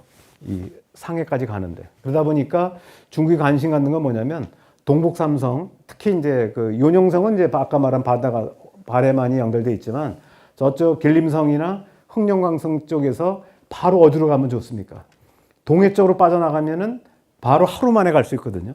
그래서 지금 지난번에 중러 정상회담에서 어떤 얘기가 나왔냐면 중러 정상은 북한한테 북한을 이렇게 건의해서 두만강의 출해구를 확보한다 이런 얘기가 나옵니다. 그래서 두만강의 이제 출해구를 뚫으면은 지금 두만강은 반반씩 나눠 갖게 돼요. 러시아하고 그 북한을 가지고 있는데 중국으로서는 굉장히 억울하다 그렇게 뭐 원통하다고 생각하는 게 뭐냐면 여기 요 지역인데 실제로 1km 정도만 방천이라고 그래서 중국의 방천하고 거기서 저도 몇 번 가봤는데 거기서 이렇게 보면 동해가 보여요. 근데 중국 땅이 바로 동해랑 연결되지 않은 거죠. 이쪽은 러시아 땅이고 이쪽은 북한 땅인 거예요. 그러니까 1km만 더 나가면 자기네들이 바로 동북삼성의 물류를 확보하는데 못 나가는 거죠. 그러다 보니까 얘네들이 지금 러시아랑 얘기한 게 뭐냐면 그건 두만강을 반반씩 나누는데 이 두만강이 이제 수심이 깊지가 않아가지고 이게 북한하고 협조가 안 되면은 배를 띄울 수가 없어요. 그러니까 띄우더라도 작은 배밖에 안 되는 거죠. 그러니까 원양 어선을 띄울 수가 없기 때문에 그러다 보니까 이제 절대적으로 북한의 협조가 필요한데 북한이 응하지 않는 거죠. 중국이 아무리 꼬시고 압박하고 가해도 북한 입장에서 보면 저게 만약에 두만강 그 출해구, 그러니까 우리 출해구라고 그러죠. 그러니까 바다로 나가는 길을 열어주면은 중국의 이제 배들이 동해 앞바다를 휘젓습니다. 특히 상선이 다니면 어떻게 돼요? 상선이 다니면 항상 상선을 보호하기 위해서 군함이 당하는 거거든요. 그러면 동해에 이제 중국 군함들이 이제 수시로 다니게 되기 때문에 북한이 뭐 우리를 위해서 그런 건 아니지만 북한은 북한대로 그러면 이제 중국으로부터 완전히 포위당하는 거죠. 북한 입장에서. 그래서 북한이 버티고 있는 겁니다. 아무리 중국이 뭐 여러 가지 원조 약속해도 그걸 응하지 않고 있는 그런 거죠. 또 러시아도 별로 원하지는 않는데 최근에 이제 러시아하고 우크라이나 전쟁 때문에 우호 관계 있으니까 어차피 북한이 동의하지 않을 걸 뻔히 아니까 이제 한번 얘기해보자. 뭐 이렇게 이제 그 정도 합의한 상태입니다. 자, 그 다음에 이제 미국과의 관계는 뭐 아까 얘기했던 대로 그래서 지금 이제 트럼프가 당선되면 어떻게 될 거냐 하는 문제들이 있습니다. 현재 해리스하고 트럼프하고 누가 될지는 우리가 이제 농담할 때 그렇습니다. 제가 답은 알고 있는데 1급 비밀이어서 나중에 알려 주겠다 하는데 사실은 모르죠. 그건 저한테도 많은 사람이 물어보기도 하는데 제가 이제 최근에 바로 11월 7일 날 어디 이제 요 비슷한 강좌를 합니다. 그게 바로 미 대선 이후 정세, 이제 한반도 정세 관련된 건데 너무 빨라가지고 저도 지금 고민하고 있어요. 거의 이제 95% 만들어 놓고 이게 이제 시차로 보면 11월 5일이지만 우리나라 시간으로 16일 날 정오까지거든요. 그러면은 제가 그 다음날 저녁 때 강의를 해야 되니까 이 자료도 못 만들어요. 그래서 95% 만들어 놓고 한 2장 정도만 준비했다가 딱 만들어야 되는데 실제로 미 대선이라는 게 바로 당일날 알 수 있는 게 아니라 선거인단으로 뽑기 때문에 그래서 그게 이제 11월 한 17일인가 가야 이제 선거인단이 구성돼서 분명해지거든요. 그리고도 또 이게 또 계속 말썽이 되네요. 그래서 또 이게 부정선거라고 의혹을 제기하면 또 논란이 될 수 있습니다. 특히 이제 지난번에 그 트럼프 대통령이 이제 낙선됐을 때 가장 문제가 됐던 게 바로 그 우리식으로 하는 사전투표입니다. 그러니까 트럼프 대통령이 앞서고 있었다고 생각했는데 사전투표지가 한 달 전에 이제 거의 땅이 크니까 한 달 전에 투표한 게 왔는데 그 사이에 보니까 그 사전투표한 게 이제 그 바이든 대통령 표가 많았던 거예요. 그래서 뒤집어진 거거든요. 그러니까 이제 무효다. 그리고 그 사전투표에 조작이 있었다라고 주장하는 게 트럼프입니다. 그래서 그냥 억지 쓴 건 아니고, 억지는 억지지만 사전투표 과정에 이제 그 선거 함이 뒤바뀌었다라고 주장하는 게 이제 트럼프. 그것 때문에 이제 지지자들이 미 의사당, 연방 의사당을 이제 점거하고 그랬던 겁니다. 그래서 그런 부분들이 있었고, 그래서 트럼프가 되면 아마 이제 그 재미교포들이 굉장히 그 곤욕을 치를 겁니다. 그리고 우리나라도 경제적으로 보면 굉장히 어려움을 겪을 거고, 또 국방면에서는 방위비 분담금이 이제 지금 타결을 했는데, 우리가 이제 국무회의도 통과됐는데 트럼프 대통령이 이제 아마 이걸 뒤집을 가능성도 있어요. 그래서 이제 이런 여러 가지 어려움이 있습니다. 다만 한반도 문제에 있어서만큼은 큰 변화가 있을 수 있다. 제가 이제 제가 알고 있는 예비역 그 장성이 있는데, 그분이랑 얘기를 하다 보니까 그분이 이제 옛날에 한미연합사에서 같이 근무했던 장교가 지금 이제 트럼프 대통령 마지막에 크리스토퍼 밀러라고 해서 국방장관 대행을 한 사람이 있어요. 그냥 굉장히 잘 아는데, 이분이 작년에 이제 미국 가가지고 그분을 만났는데, 이 사람이 아주 자랑스럽게 얘기하더래요. 트럼프가 대통령 되면 한반도에 큰 변화가 있을 거다 하면서 이제 얘기 나오는 게, 아마 이제 아까 말씀한 하노이 회담과 비슷한 내용들인데, 만약에 이제 트럼프가 되면은 일단 북한이 가지고 있는 핵무기는 인정하겠다. 그리고 그러나 더 이상은 못 만들게. 그러니까 영변 핵시설은 모두 파괴하지만 북한이 이미 가지고 있다고 추정되는 30개 내지 40개 핵무기는 인정을 하겠다는 겁니다. 대신 미국 본토를 때릴 수 있는 ICBM, 그러니까 핵무기를 더 이상 못 만들. 그러니까 우리가 보통 이제 얘기할 때 과거 핵은 인정해 주지만 현재와 미래 핵은 없애겠다는 겁니다. 그 다음에 핵무기라는 게 뭐냐면 수소폭탄이라고 했잖아요. 현재 가지고 있는, 북한이 가지고 있는 수소폭탄은 반감기가 10.5년이에요. 그러니까 10.5년이니까 10년이 지나면 40개가 20개밖에 안 되는 거예요. 더 지나면은 주는 거죠. 그래서 우리가 보통 이제 이걸 일몰 효과라고 하죠. 일몰 조항이라고도 얘기하는데, 다시 말하면 시간이 지나면 북한의 핵은 시간으로 갈수록 없어지는 거죠. 물론 그 사이에 핵이 쓸 수도 있지만 어느 정도 관계만 유지하면은 북한의 핵은 사실상 이제 핵 물질이 이제 소멸돼 버리는 거죠. 시간은 좀 계속 점점 좀 줄어들어서. 그래서 그 트럼프 대통령이 이제 더 이상 만들지 않으면, 그리고 이제 대신 조건이 이제 주한미군의 일부를 감축하고, 북미 간에는 이제 과거에 약속했던 연락사무소를 평양과 워싱턴에 이제 서로 교환 설치하고, 그다음에 북한에 대한 이제 제재를 부분적으로 해제해주고, 그리고 북한은 이제 미국을 공격할 수 있는 ICBM을 이제 완전 폐기하고, 뭐 거기에 대한 검증 문제가 또 있겠죠. 그다음에 이제 핵무기는 아까 말씀드렸듯이 현재 가지고 있는 거는 일단 일정 정도 보존하지만 그 이상은 안 된다.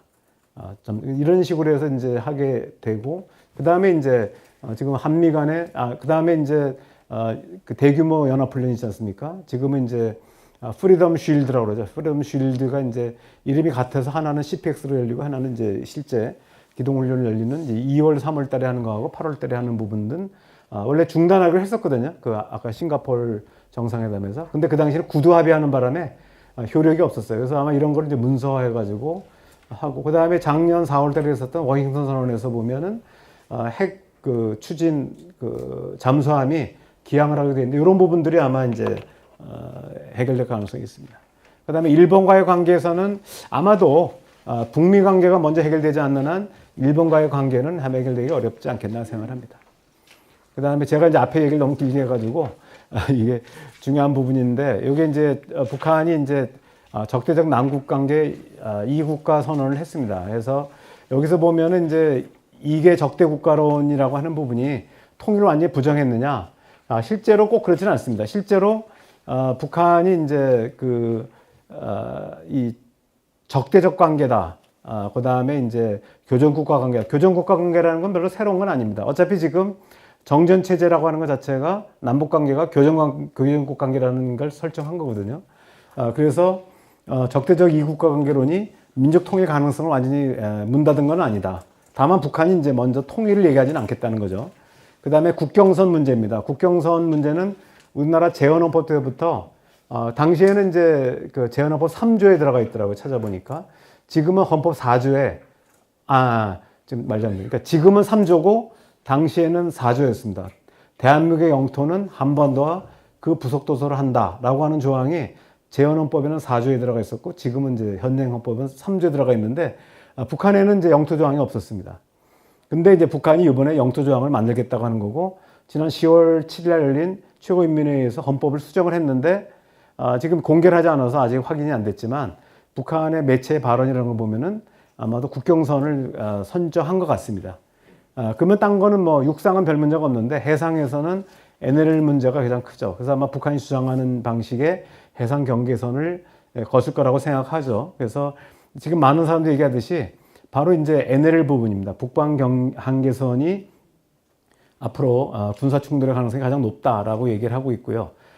최근에 나온 시나리오 중에 하나, 미국에서 나온 시나리오는 중국과 대만 간의 전쟁이 일어나면은 북한군이 대대적으로 기습을 해서 이제 백령도를 점령을 하는 그리고 우리가 반격을 하려고 하면 북한이 이제 핵무기로 서울에 투하하겠다고 협박을 해가지고 이른바 한국군의 탈환 작전을 이제 못하게 하는 뭐 이런 시나리오들이 얘기가 되고 있습니다. 그래서 이런 부분들이 한반도의 전쟁 위기가 있는데 다만 이제 지금 오히려 지금 이제 윤석열 정부에서 한반도 전쟁 가능성에 대해서 계속 얘기를 해왔는데 오히려 지금 북한군이 러시아 파병되고 뭐 특수군단이 뭐 15,000명이 전투부대에다가 갔다라고 하다 보니까 거꾸로 모순이 생겨버려요.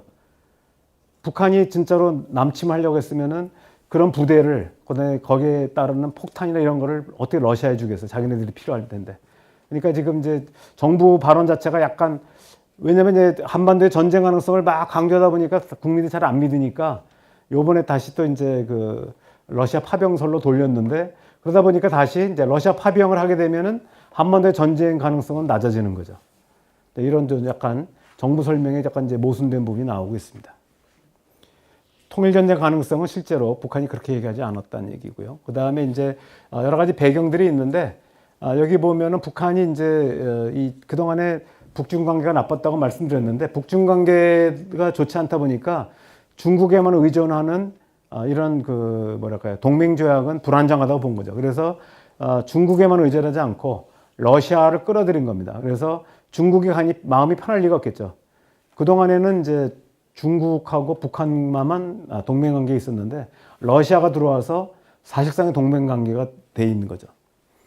우리가 일반적으로는 중국은 비동맹을 선언하고 있습니다. 중국은 어느 나라와도 동맹을 맺지 않는다는 게 이제 공식적인 입장인데 그 입장이 발표된 게 1965년입니다. 그러다 보니까 1965년 이전에 중국이 맺은 동맹조약이 두 개가 있어요.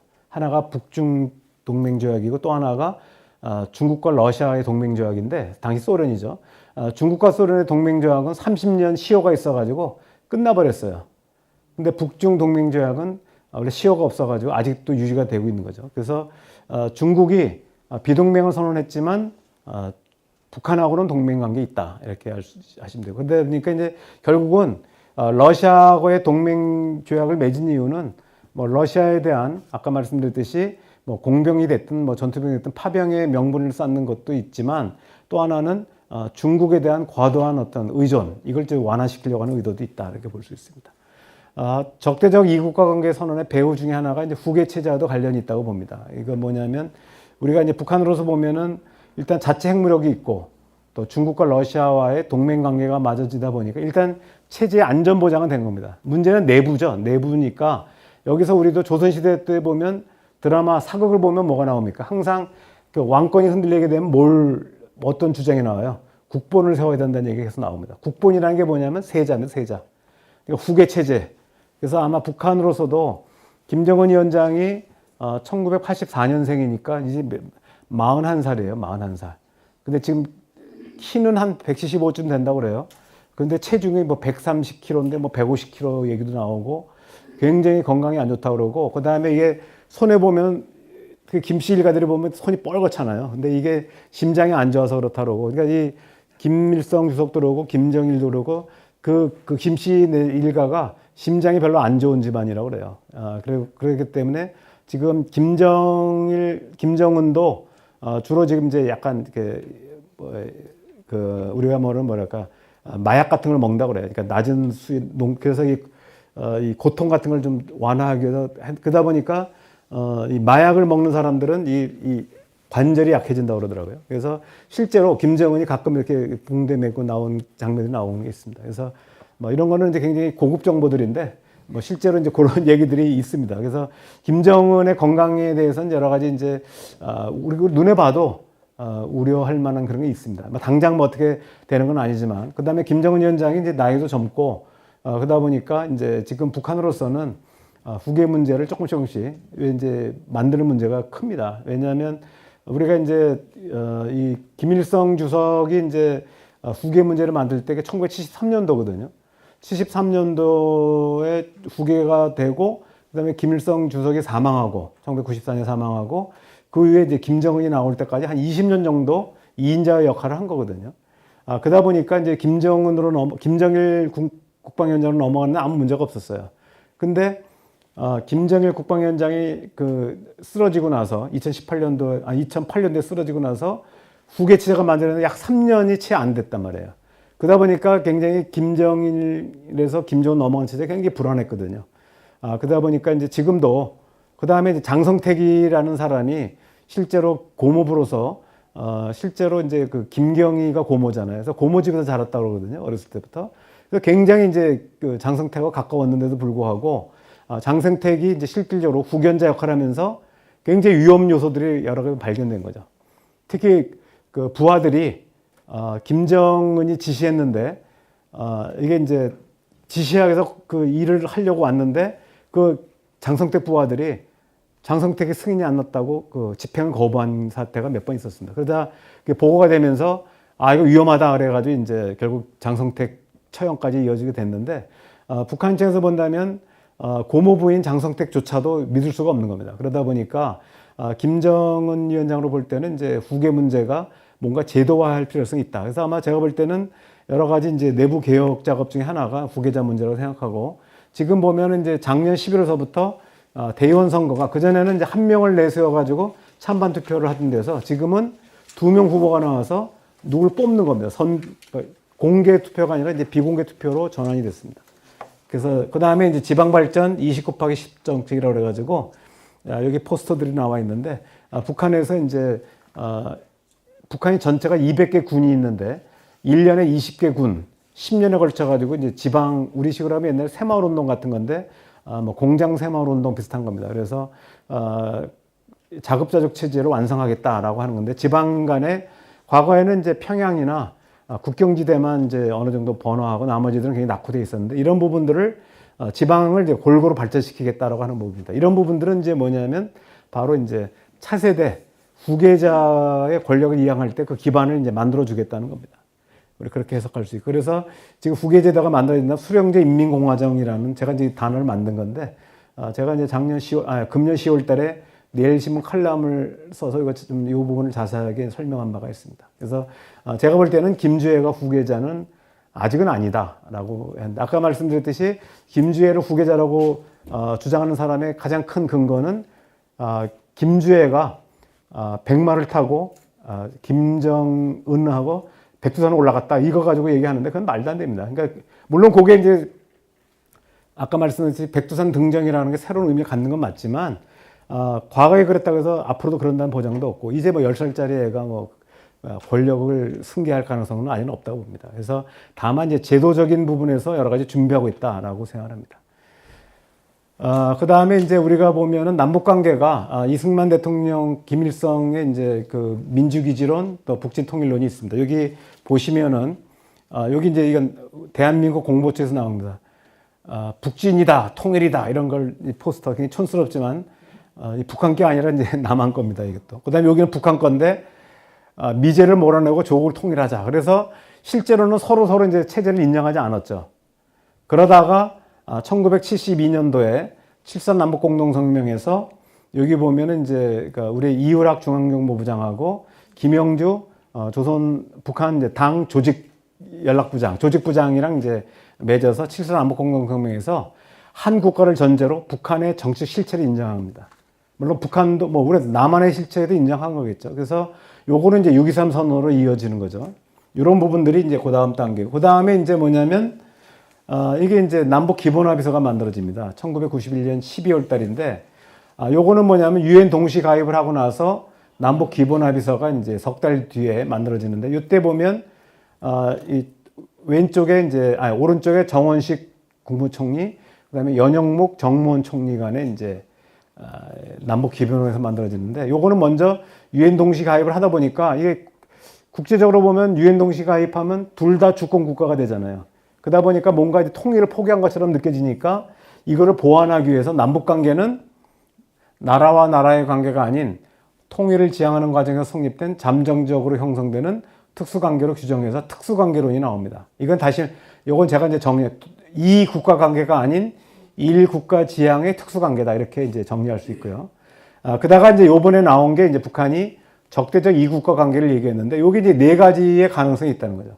첫째는 옵션 1, 통일 경쟁의 잠정적 특수관계. 이건 지금이 그런 거죠. 지금이 이제 남북 간의 경쟁을 하면서도 잠정적 특수관계에 있는 거고, 또 하나는 이제 통일을 지향을 명시하면서 평화 공존의 관계를 가는. 그러니까 통일이라는 것을 지향하되 지금처럼 통일 경쟁하는 것이 아니라 통일은 좀 뒤로 미루고 평화 공존을 우선하는 관계가 있습니다. 세 번째는 이제 안보 경쟁의 적대적 이국가 관계. 최근에 북한의 주장은 통일 지향을 삭제하고 안보 경쟁의 적대적 이국가 관계를 가자는 거죠. 그 다음에 네 번째는 지난번에 9월 19일 날 임종석 전 대통령 비서실장이 주장했던 게 통일을 하지 맙시다. 그러면서 평화 공존의 평화적 이국가 체제로 가자 이런 얘기입니다. 요 네 가지 옵션이 있는데 이런 부분들에 대해서 이제 좀 더 보통 우리가 이제 이런 얘기하면 동소독을 얘기를 많이 드는데 동소독에 대한 부분들은 사실 우리나라랑 좀 다릅니다. 왜냐하면 동소독은 서로 전쟁하지 않았는데 우리는 남북이 서로 전쟁을 했어요. 그래서 그러니까 그 소독 헌법에는 동독과의 흡수 통일도 되고 또 합의 통일도 가능하도록 헌법이 열려있는 헌법인 반면에, 그래서 동소독 기본조약이 헌법 위반이 아니었습니다. 최종적으로. 반면에 우리나라 헌법은 대한민국은 뭐라고 그랬습니까? 한반도와 부속도서를 하기 때문에 북한은 반국가 단체입니다. 헌법상. 그래서 제가 그 뒤에 어디 칼럼에도 썼는데 임종석 비서실장이 이해는 되지만 일단은 통일이 되려면 먼저, 그러니까 임종석 비서실장이 이거 성립하려면 먼저 헌법이 바뀐 뒤에는 가능하지만 헌법이 바뀌기 전에 그런 주장하는 것은 헌법과 모순되는 반헌법적인 거기 때문에 현재로서는 설득력이 없다 이런 얘기입니다. 이게 이제 이 부분은 이제 간략하게 말씀드리겠습니다. 우리가 김대중 대통령하고 노무현 대통령은 서로 이렇게 이제 계승했다고 얘기하죠. 조금 접근 방법이 더 다릅니다. 김대중 대통령은 냉전 시대라는 배경을 가지고 있고 노무현 대통령은 탈냉전 시대입니다. 그러다 보니까 이 김대중 대통령은 동아시아의 평화와 안정을 통해서 한반도 문제를 풀려고 했어요.